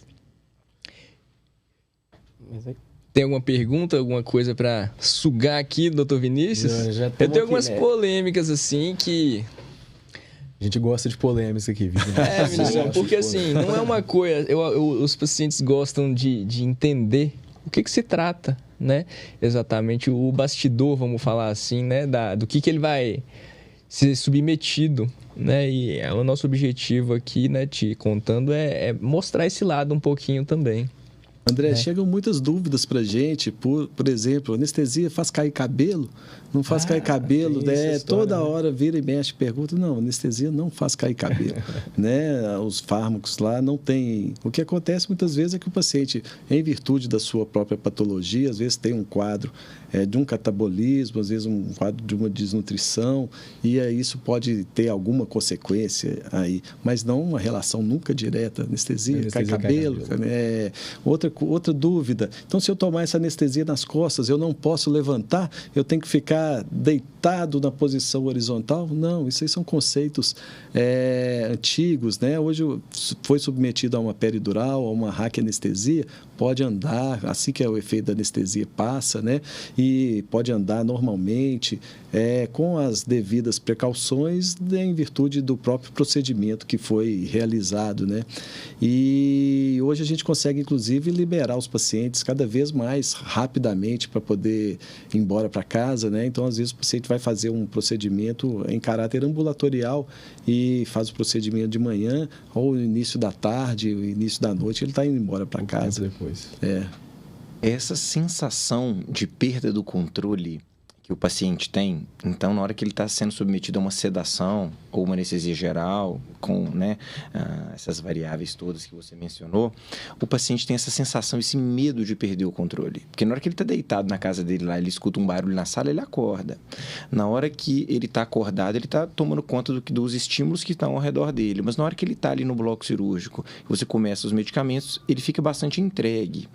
Então, essa sensação de perda de controle dá muito medo em alguns pacientes. Então, na hora que isso acontece, ou seja, o paciente começou um procedimento, uma sedação, uma anestesia geral, ele perdeu o controle, ele saiu de cena, vamos assim dizer, está lá entorpecido, adormecido. O que acontece ao redor dele? Claro, né, a cirurgia vai acontecer e onde que está o anestesista nessa hora? Está lá no café lanchando, está lá no banheiro fazendo xixi, vai embora para casa e deixa o cirurgião operando sozinho, depois volta. Como que funciona isso? Nós sabemos muito bem e o paciente quer saber. Não, definitivamente ele não está no cafezinho, ele não está no banheiro, ele deve estar ao lado da cabeceira do paciente, ele está do lado do paciente. Por quê? Essa é uma das grandes belezas que eu acho na anestesia. Porque tem momentos, embora esse mundo cada vez mais competitivo, corrido, mas tem momentos que você vai precisar de vamos falar assim, de uma paradinha, de um pit stop, seja para um procedimento cirúrgico, seja para o tratamento de alguma doença, e aí não tem jeito, você vai precisar do outro. Você vai precisar de confiar no outro, e daí você poder confiar a sua vida. Você tem que confiar em algum profissional que você realmente conhece, que você tenha porque você está entregando o seu bem maior, que é a sua vida. Então, naquele momento que o paciente dorme, que ele fica alheio aos estímulos do ambiente ali, o anestesista tem que estar do lado do paciente. E ele está do lado fazendo o quê? Ele está monitorando a parte respiratória, ele está monitorando o aparelho cardiovascular, ele está com todos aqueles monitores que estão transmitindo todas as informações aí do ritmo cardíaco, da pressão arterial, da diurese, muitas vezes, do relaxamento muscular, do nível de consciência. Mas, naquele momento, o paciente está entregue. Entregue a quem? A equipe cirúrgica, e o anestesista também, que faz parte dessa equipe cirúrgica. E, além disso, tem profissionais de enfermagem, colaboradores de enfermagem. Então, tem toda uma estrutura em volta para o atendimento daquele paciente. Mas a grande beleza que eu vejo é que a anestesia ela coloca a gente em que vai ter momentos da sua vida que você vai precisar confiar.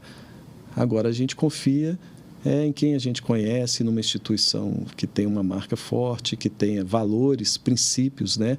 E que prezam realmente pelo tratamento humanizado, para a gente não ver aí essas aberrações que de vez em quando saem na mídia de condutas completamente inadequadas que tendem a ser caso de polícia, né? Não tem outra palavra, né? Essa realmente não é a nossa prática, não é a prática da nossa equipe, e todo mundo está muito voltado, né, para esse atendimento humanizado, inclusive com o familiar.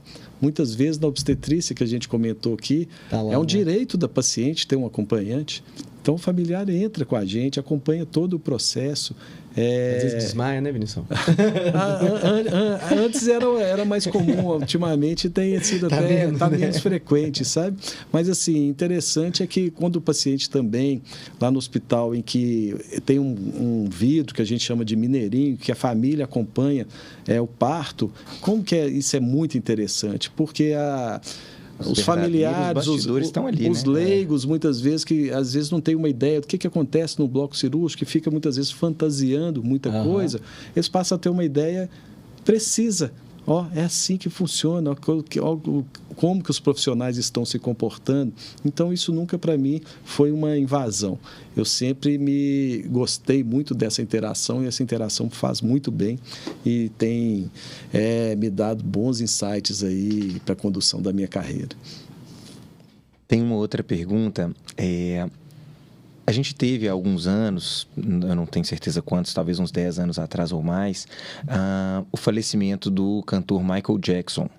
E naquela época criou um alarde muito grande sobre o uso daquele remédio que é o Propofol, que é um remédio muito utilizado, né? A gente, como cirurgião, a gente percebe que vocês utilizam quase que de rotina e aparentemente um remédio muito bom, né? Um remédio que ele não é antigo, ele é um remédio relativamente moderno e um remédio que vocês utilizam, né, em casos de acordo com a decisão de vocês, mas que é um remédio muito bom e muito interessante, mas que ele se envolveu no falecimento ali do cantor Michael Jackson.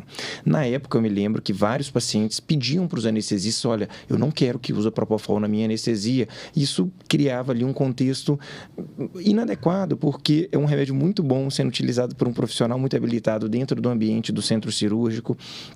Então, uma situação em que o Propofol foi vilanizado, né? Ele foi problematizado naquela época, e isso meio que já passou. Mas, então, sobre um contexto como esse, sobre esses remédios, sobre a segurança, sobre esse medo mesmo que o paciente tem desse tipo de medicamento, esse tipo de situação, o que você conta pra gente? Olha, esse caso do Michael Jackson é um caso emblemático do que não deve ser feito.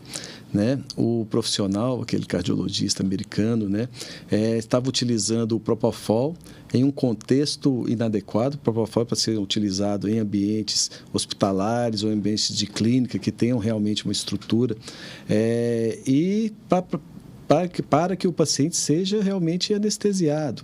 Então, a indicação primeiro da utilização do Propofol no Michael Jackson foi para tratamento de insônia, para poder deixar o Michael Jackson dormindo num ambiente domiciliar. E quando a gente infunde esses medicamentos, como eu bem disse, a anestesia altera muito sinais vitais, que são sinais do aparelho respiratório, principalmente cardiovascular. Quando você inicia a infusão do Propofol, o paciente às vezes tem uma queda de língua e começa como se a gente sente a respiração dele, como se ele estivesse dormindo, roncando em casa. Esse ronco, isso não é simples, a gente não olha isso como um ronco, isso para a gente da anestesia, isso é um sinal de uma queda da língua que está obstruindo a passagem do ar na via aérea desse paciente. E o que aconteceu com o Michael Jackson? O cardiologista iniciou a infusão do medicamento para tratar a insônia. O Michael Jackson dormiu, esse profissional foi ao toalete e quando ele voltou, o Michael Jackson, no caso, já tinha tido uma parada cardíaca. Várias tentativas de reanimação pelos paramédicos que foram chamadas sem sucesso. Ou seja, ele utilizou um fármaco que é excelente num contexto inadequado, de uma maneira inadequada, e faltou uma coisa aí que é super importante na anestesia, a vigilância. Então, a vigilância é fundamental porque qualquer alteração, qualquer sinal de obstrução da via aérea, o profissional tem que intervir. E depois isso foi confirmado com o exame toxicológico do Michael Jackson, que estava com níveis de Propofol extremamente elevados na circulação sanguínea dele. Ou seja, é uma prática completamente inadequada, abominável, e esse profissional, inclusive, foi condenado, né, nos Estados Unidos, como não poderia ser diferente. Posso perguntar mais uma coisa que eu escuto muito de paciente? Que aí você tinha falado aí da questão do anestesia cai cabelo. Esse daí eu nunca nem tinha ouvido falar. Mas tem paciente que vira pra gente com dúvida. Tem chance de eu acordar no meio da anestesia, tem chance de eu lembrar da anestesia, e tem aquele paciente que conta que foi operado de qualquer uma cirurgia e fala assim, não, eu lembro da minha cirurgia toda. Eu lembro do médico me abrindo, eu lembro do médico me puxando, eu lembro disso. Isso acontece de verdade? Como é que funciona isso, Vinícius? Caio, principalmente quando a anestesia geral era realizada, isso no passado foi uma realidade, não uma realidade, que era pouco frequente, mas quando ocorria com um determinado paciente, dele estar sendo operado e estar tendo a lembrança, escutando tudo que está acontecendo no bloco cirúrgico ali, é um problema, porque isso gera para o paciente, é como se ele tivesse, esse tipo de paciente tem os mesmos sintomas de quem foi, por exemplo, para a guerra. Começa a ter insônia, ansiedade, que é um transtorno de estresse pós-traumático. Então, depois daquela cirurgia, começa a vir aquelas lembranças assim que podem desencadear uma série de respostas negativas para o paciente. Como eu bem disse, os equipamentos e os fármacos evoluíram muito ao longo do tempo. Então, hoje, a chance da gente ter, como anestesia geral, uma recordação do que aconteceu durante a cirurgia é muito, muito raro. Mas precisa de quê? De utilizar bons equipamentos. Esses equipamentos têm que estar com manutenções preventivas e corretivas em dia, sendo bem realizadas. Daí a importância de toda essa retaguarda, de toda a instituição estar voltada com processos de qualidade, de acreditação, com essas práticas sendo realmente auditadas para ver se estão funcionando. Realmente isso não é uma realidade. A nossa realidade no nosso hospital é que está tudo funcionando muito bem. Esse tipo de evento não é uma realidade na nossa prática. Já em outros tipos de cirurgia, muitas vezes o paciente pode superficializar um pouquinho o nível da sedação dele, e aí é o próprio profissional, quando vê que o paciente, nota que o paciente já está superficializando um pouquinho, pode aprofundar, e aí esse tipo de evento não gera nenhum estresse, nenhuma... E às vezes esse tipo é conversado antes, né? Fala com o paciente, vai ter uma sedação, se você começar a acordar um pouquinho, a gente põe para dormir mais. Exatamente. Que é o objetivo, né? Ou às vezes o paciente fica meio com medo da anestesia geral mesmo, que eles falam assim, nossa, tem filme, né, que o paciente tá preso ali dentro da cabeça dele, tendo estímulo, e é isso que eu queria saber, né? Então, assim, realmente é uma coisa que não acontece mais isso aí, né? Não deve acontecer. Não deve acontecer. Não, na nossa prática, realmente, eu não tenho lembrança disso ter realmente acontecido. A gente tem relatos aí de casos sim. Mas aí é importante, mais uma vez, a estrutura, os processos, bons equipamentos, manutenção em dia desses equipamentos para que a gente não tenha esse evento. Porque pode ser a pior sensação. Imagina. Como eu disse, a anestesia, um dos objetivos é a amnésia. O paciente não pode lembrar daquele procedimento, né? Então, você imagina um paciente que está com a musculatura toda bloqueada por causa da anestesia e não consegue se expressar e tendo preso ali, escutando todos aqueles estímulos. Isso aí, acho que eu não pesadelo, né? Eu não desejaria uma coisa dessa para o meu pior inimigo. É um pesadelo. Absolutamente. Ô Vinícius, sinta-se à vontade para você responder, assim, tranquilamente. Hoje em dia, o custo, o preço das coisas é algo que influencia muito nas decisões das pessoas e dos pacientes, né? A gente já tratou aqui em outros episódios e a gente comentou isso muito tranquilamente, né? Que uma coisa é você comprar uma caneca dessa aqui e você pesquisar o preço, o valor dessas coisas, né? Quando a gente está lidando com a vida do paciente, com a qualidade das coisas, muitas das vezes os pacientes procuram também valores mais acessíveis para se fazer alguma cirurgia, algum procedimento e, consequentemente, a anestesia, né? Nós estamos colocando aqui, num mundo ideal, num serviço top de linha que a gente tem oportunidade de oferecer para os nossos pacientes, né? Mas alguns pacientes não têm essa possibilidade, né? E acabam optando por realizar algum procedimento em clínicas que às vezes não dispõem de estrutura, ou a estrutura é questionável, vamos colocar assim, não tem um serviço de terapia intensiva, né, que eventualmente isso é necessário, a gente vê na mídia, né, igual você colocou algumas postagens assim, que sai na mídia, né, a gente tem que levar isso em consideração, né, como é que você pensa, o que você tem para passar, né, para os nossos pacientes, assim, que o nosso pensamento é muito no sentido de que o custo, ele tem que ser levado em consideração, mas não é só isso, né? A medicina hoje está passando por uma fase, André, que a saúde, de uma maneira geral, né, que essa questão dos custos, aí eu estou falando em termos mais macro, em termos de mercado, de saúde, né, que os custos realmente estão inviabilizando todo o processo. Então, mas por quê? Porque tem muita coisa sendo feita de maneira errada. Ou seja, o sistema de saúde hoje privilegia instituições que, quanto mais elas consomem, mais essas instituições recebem de reembolso. Ou seja, não dá para tratar a saúde dessa forma, né? Como se fosse uma loja que você vai só consumindo e alguém vai ter que pagar essa conta, né? Então, a gente tem artigos aí mostrando que os custos, principalmente da saúde suplementar, mas isso se aplica também ao setor público, estão extrapolando e muitas vezes estão inviabilizando aí o sistema. Mas, então, precisa realmente de um rearranjo a nível de mercado de saúde para que a filosofia, a integração entre as unidades realmente aconteça, para que esses custos sejam realmente controlados. Em relação ao paciente especificamente, eu acho que ele tem que pensar que o dom maior que ele tem, o valor maior que ele tem é a vida dele.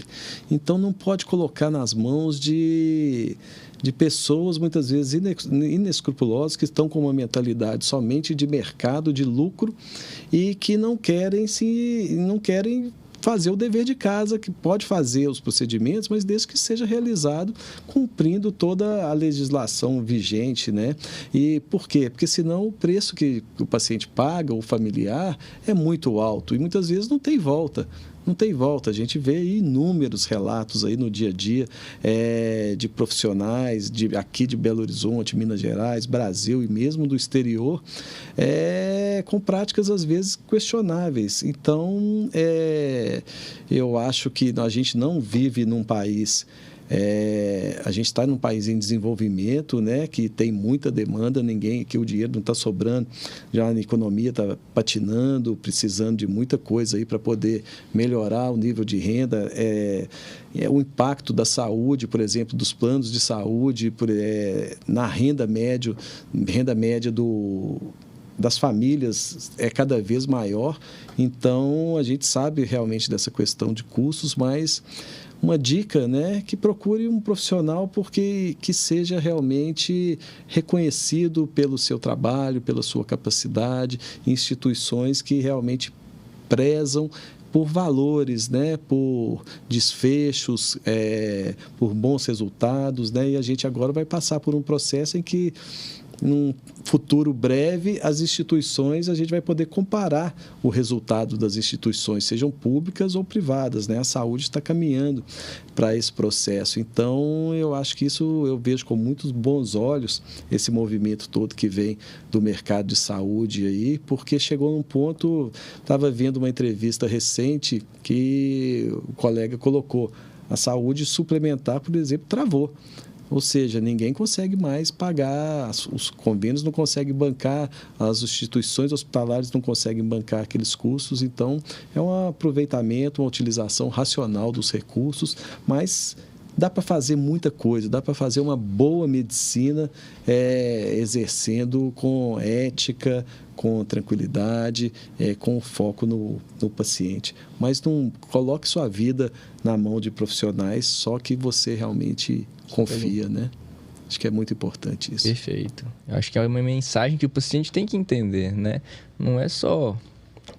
Importa, né, o valor, mas não é só isso, né? E o pior é que às vezes paga caro. Às vezes paga caro, o barato não tem... sai caro, né? Não, e às vezes pagou caro e não teve uma entrega suporte, de valor realmente adequada. Então, assim, às vezes já vi os dois lados, tanto da falta de recursos, quanto pessoas com recursos não fazendo a utilização adequada desse recurso. Então, olhe o profissional, busque quem você confia, ou se você não consegue ir no profissional, veja a instituição, se ela realmente tem valores aí, se ela está num caminho realmente adequado, porque senão o preço que você vai pagar é muito alto. A gente vê como se você chega num bar e compra um refrigerante, você vai beber um refrigerante. Você vai no supermercado, compra o mesmo refrigerante, você vai beber um refrigerante.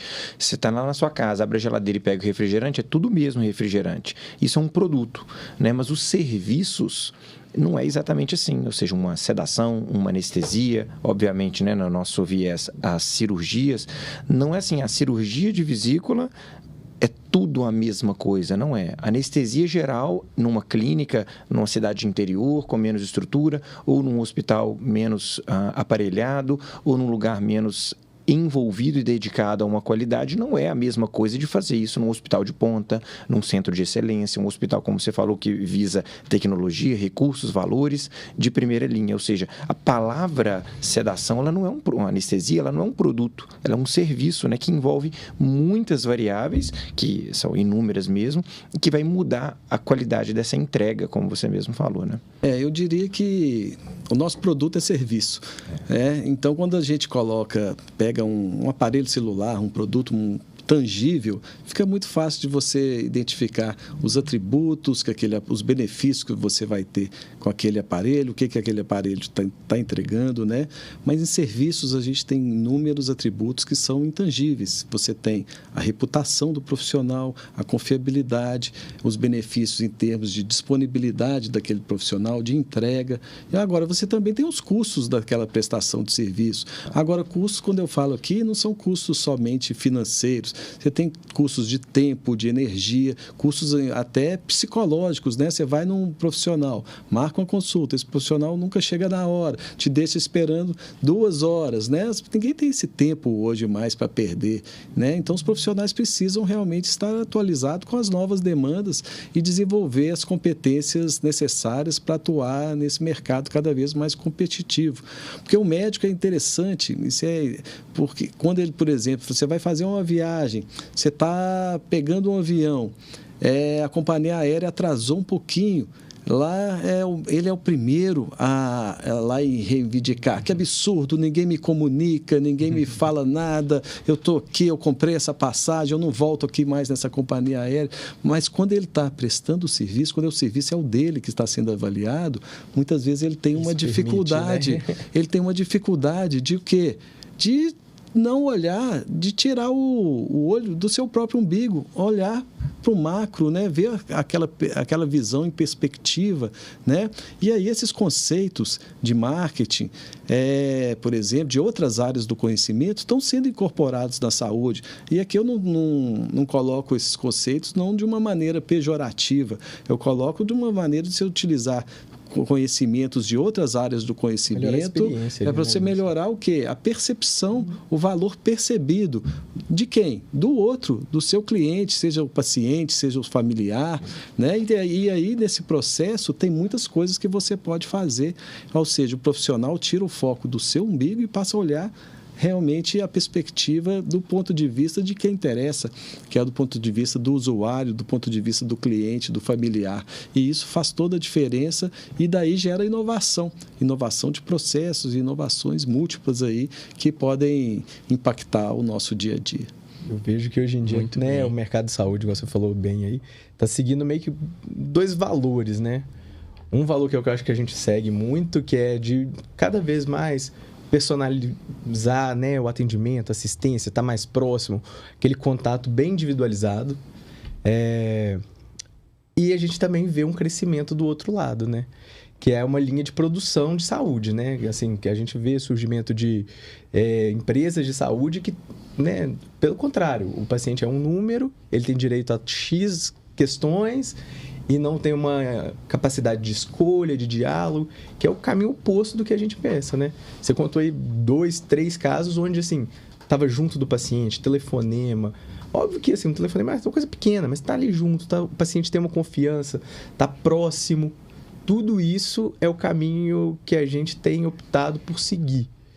contra esse caminho que é do Tempos Modernos do Chaplin lá, que é a manufatura, né, do atendimento de saúde. Eu acho que você colocou isso assim de uma forma maravilhosa, Vinícius. Eu acho que o mundo mudou. Agora, existem estratégias diferentes, né? Existem públicos diversos e se a gente vai analisar determinados conceitos de administração, de posicionamento de mercado, mas aí eu acho que tem o papel da inovação. Porque você pode tentar oferecer produtos, aí, no caso de serviços, experiências para aumentar o quê? O acesso, a capilaridade. Hoje a gente tem aqui no nosso país um SUS que realmente, na teoria, ele funciona, tem muita coisa boa e a gente viu na pandemia aí como que essa capilaridade, essa facilidade de acesso ao SUS fez toda aí uma integração entre atividade primária, secundária e terciária ou quaternária na saúde faz toda a diferença, né? Mas a gente tem também um público que pode ser atendido fora do SUS, ou seja, da saúde suplementar, em que a inovação com novos e diferentes formatos aí pode fazer muita diferença, né? Ou seja, o sistema precisa de uma maior integração do cuidado, né? Assim como os hospitais também precisam de uma maior integração entre os profissionais das diferentes clínicas para que possa realmente fazer a diferença para aquele caso, para aquele paciente, para aquele familiar. Alguma coisa mais para a gente sugar aqui do Dr. Vinícius? Tem uma pergunta que ela acontece muito, principalmente naquele ambiente da urgência. Chega aquela mãe que ganhou neném há poucos dias ou há poucos meses, ainda está amamentando. E ela chega com uma crise, por exemplo, de pedra na vesícula e precisa, às vezes, de operar na urgência.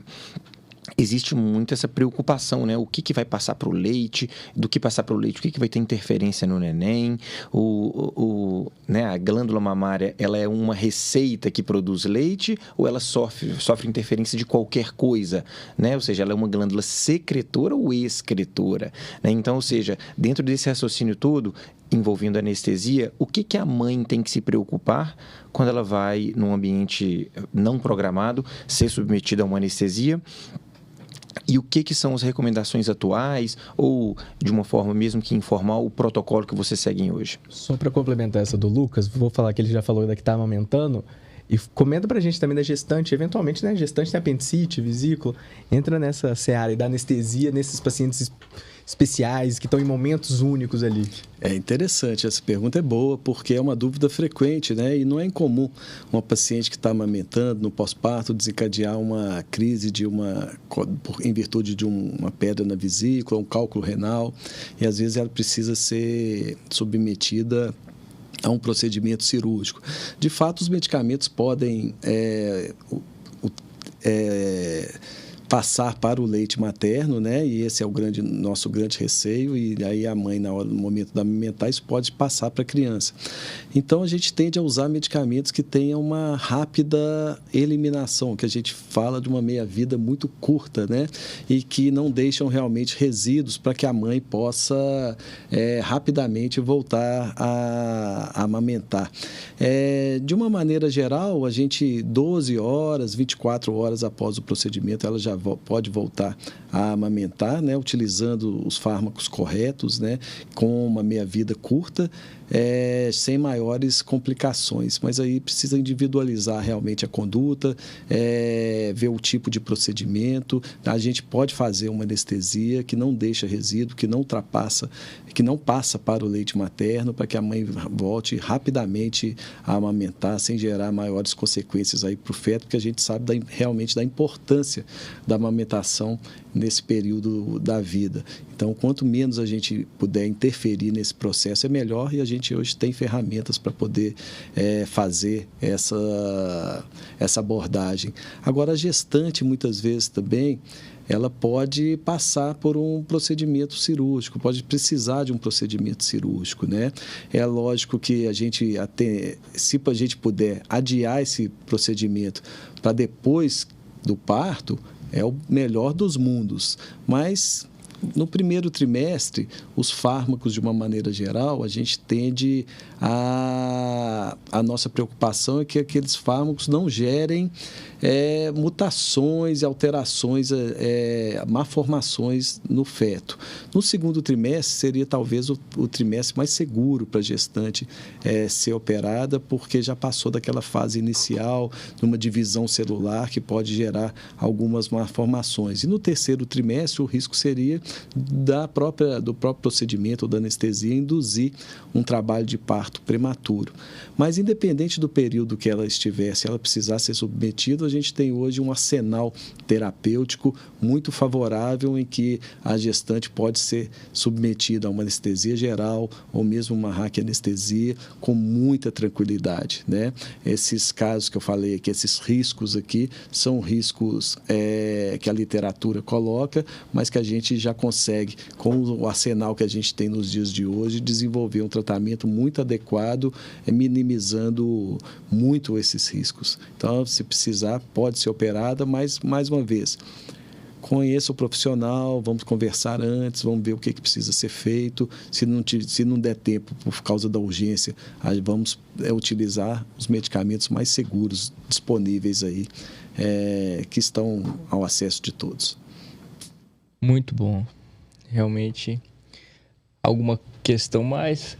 Eu acho que a gente conversou bem, né? Acho que rendeu bem, né? Sabatinamos o Vinícius aqui. Ele só foi sugado aqui, mas é muito bom.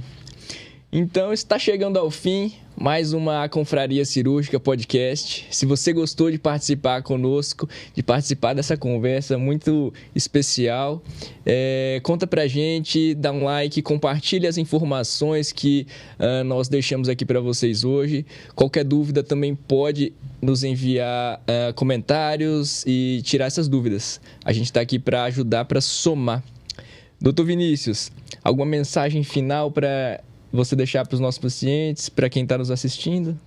Mensagem final realmente é de agradecimento aqui, inicialmente a vocês, pela brilhante iniciativa de ofertar informação de qualidade, né? Porque um dos grandes problemas que a gente tem no mundo hoje é a credibilidade realmente das informações. E também agradecer, minha gratidão aqui à nossa convivência no nosso dia a dia, que realmente faz muita diferença na minha vida. Quando eu volto para casa, depois de um dia de trabalho com uma equipe dessa, a gente volta mais tranquilo, mais leve, a gente volta, que dia bom, né? Como foi bom a gente poder compartilhar o nosso tempo com profissionais que realmente fazem a diferença na vida das pessoas. E já para os pacientes, o recado, acho que é um reforço de tudo que a gente conversou. Procure realmente os profissionais que saibam, que praticam a medicina, mas com uma visão mais ampla, que possam ter, além de uma reputação ilibada, de condutas éticas, de uma qualificação técnica muito segura, mas que tenham também um lado humano desenvolvido e profissionais realmente que estejam fazendo a diferença da vida das pessoas, não somente do ponto de vista técnico, mas podendo acolhê-los com calor humano, porque são aquelas dimensões que muitas vezes não estão no livro, mas que fazem toda a diferença no dia a dia, até para a entrega da qualidade desses profissionais. E, por fim, desejar a todos vocês aqui muito sucesso, mais sucesso ainda para vocês, porque a gente vê vocês desenvolvendo uma trajetória brilhante dentro da medicina, jovens talentos que já são uma realidade dentro da nossa organização, da nossa instituição, e a gente vê que realmente o cuidado, né, é aquele ajuste fino em que o profissional alia uma brilhante qualificação técnica com uma grande habilidade cirúrgica a um lado mais soft, mais light, mas que com muita entrega, com muito comprometimento. E são pessoas que eu vejo que vão se realizando com essa escolha tão bacana que a gente fez lá atrás, quando a gente entrou na faculdade, que foi de realmente ser médico e de exercer a medicina em toda a sua plenitude. Porque essa foi a escolha que a gente fez e isso é muito bom, e é muito bom a gente ver profissionais tão engajados nesse sentido. Muito obrigado a todos vocês. Vinição, conta pra gente onde que o pessoal pode te achar para te pedir dicas, para ver seus eventuais posts, essas coisas? Ô André, a gente tem o Instagram, Dr. Vinícius P. Souza, anestesiologista. Também tem o Instagram da nossa empresa de anestesia, que é a Singular Anestesiologia Personalizada. É só dar uma olhadinha lá no Instagram, que a gente está inteiramente à disposição. E no dia a dia, a gente exerce as atividades realmente na unidade Santo Agostinho da Rede Mater Dei, e a gente está inteiramente à disposição aí de quem quiser trocar alguma ideia. E aqui eu deixo até o meu contato telefônico, se alguém quiser. 31 99801 9135. Fico inteiramente à disposição, pode mandar o WhatsApp. A gente, se não puder responder na hora, assim que a cirurgia terminar, a gente entra. Esse contato é valioso, hein? Valiosíssimo! Vou até salvar aqui. Você já tem. Já tá. Doutor Caio, alguma mensagem final? Gente, primeiro agradecer, Vinícius, assim, sem palavras, né? Um convidado de tamanho gabarito aqui com a gente. Foi muito boa a conversa, foi quase que um dia a dia nosso cirúrgico mesmo, conversando, tranquilo, debatendo de temas dos mais variados. Agradecer mesmo e falar para a nossa audiência que realmente tudo que o Vinícius falou aqui, né, sobre uma anestesia mais humana, mais personalizada, é o que a gente procura, é o que a gente quer, é a forma como a gente acredita trabalhar, e que para isso estamos inteiramente à disposição, né? E mandem dúvidas, mandem sugestões de temas, para a gente poder seguir esse projeto junto aqui. Muito boa. Dr. Lucas Calazans, sua mensagem final. Foi uma conversa muito boa, né? A anestesia é uma coisa que eu admiro muito essa especialidade. Não doeu nada, né? Não doeu nada. Deu certo. Eu admiro muito essa especialidade, eu admiro muito a sua pessoa como profissional, tanto que, né, quando a minha esposa foi ser operada, o André operou ela de apendicite, eu fiz questão de solicitar que você estivesse lá conosco, e foi maravilhoso. E foi um bate-papo muito bom. Importante o paciente mesmo saber e se lembrar de que quando ele está lá entregue, sem perceber nada, adormecido, sob os cuidados do cirurgião naquele procedimento, o anestesista está ao lado, tomando conta disso. Eu falo brincando que fica vigiando o cirurgião e também vigiando o paciente, tomando conta daquele momento delicado, de fragilidade, de insegurança, de dor, ou seja, tirando toda aquela dor, com todas essas nuances de um profissional que tem que cercar o lado clínico, o lado dos remédios, utilizar as ferramentas tecnológicas, e que a anestesia hoje, né, isso vem numa curva muito positiva, é uma coisa muito moderna, segura, adequada e que traz, em geral, um conforto e um bem-estar para o paciente naquele momento de uma intervenção maior. E que te agradecer pela presença hoje, é um orgulho grande. Prazer. E um privilégio poder trabalhar com você. Prazer é todo meu, obrigado pelas palavras. E os pacientes podem me encontrar na minha rede social, que é meu Instagram, @lucascalazans gastrocirurgia. Lá tem contato do consultório, contato da secretária, alguns posts, pode mandar mensagem, tem um WhatsApp de contato também. Estou sempre à disposição e agradeço a presença de vocês aqui hoje conosco. Muito bem. Eu fico muito satisfeito, lisonjeado, honrado de ter você aqui com a gente, de verdade, viu, Vinícius? Porque a gente convive no bloco cirúrgico diariamente ou frequentemente, né? Mas ter você aqui com a gente, compartilhar todo esse seu conhecimento, que é muito vasto, você é um cara culto, estudioso, interessado, entusiasta, né, da medicina, de uma forma geral. Eu fico muito satisfeito de poder ter esse convívio com você. Eu acho que os pacientes ficam agradecidos de receber toda essa informação, mas a gente aqui, né, com o privilégio de estar presencialmente, pessoalmente, conversando contigo é muito bom. A gente espelha muito em você, nas suas práticas pessoais e profissionais também, tá? Fico muito satisfeito. Para os pacientes, eu acho que o Dr. Vinícius deixou aqui muito claro que a medicina personalizada é mais que uma tendência, é a nossa realidade, é o que a gente busca. Eu espero que vocês entendam de uma forma muito acolhedora toda essa informação. Estamos à disposição para dúvidas e precisando, né, à disposição. Vocês me encontram no @André Fujioka no Instagram. Lá tem contato da secretária, contato meu, manda mensagem. A gente vai postar cada vez mais temas interessantes. Mandem sugestões de temas também. Combinado? Valeu. Muito bom. Perfeito, André. Tchau, até logo, um abraço. Valeu, pessoal. Muito obrigado. Foi um prazer.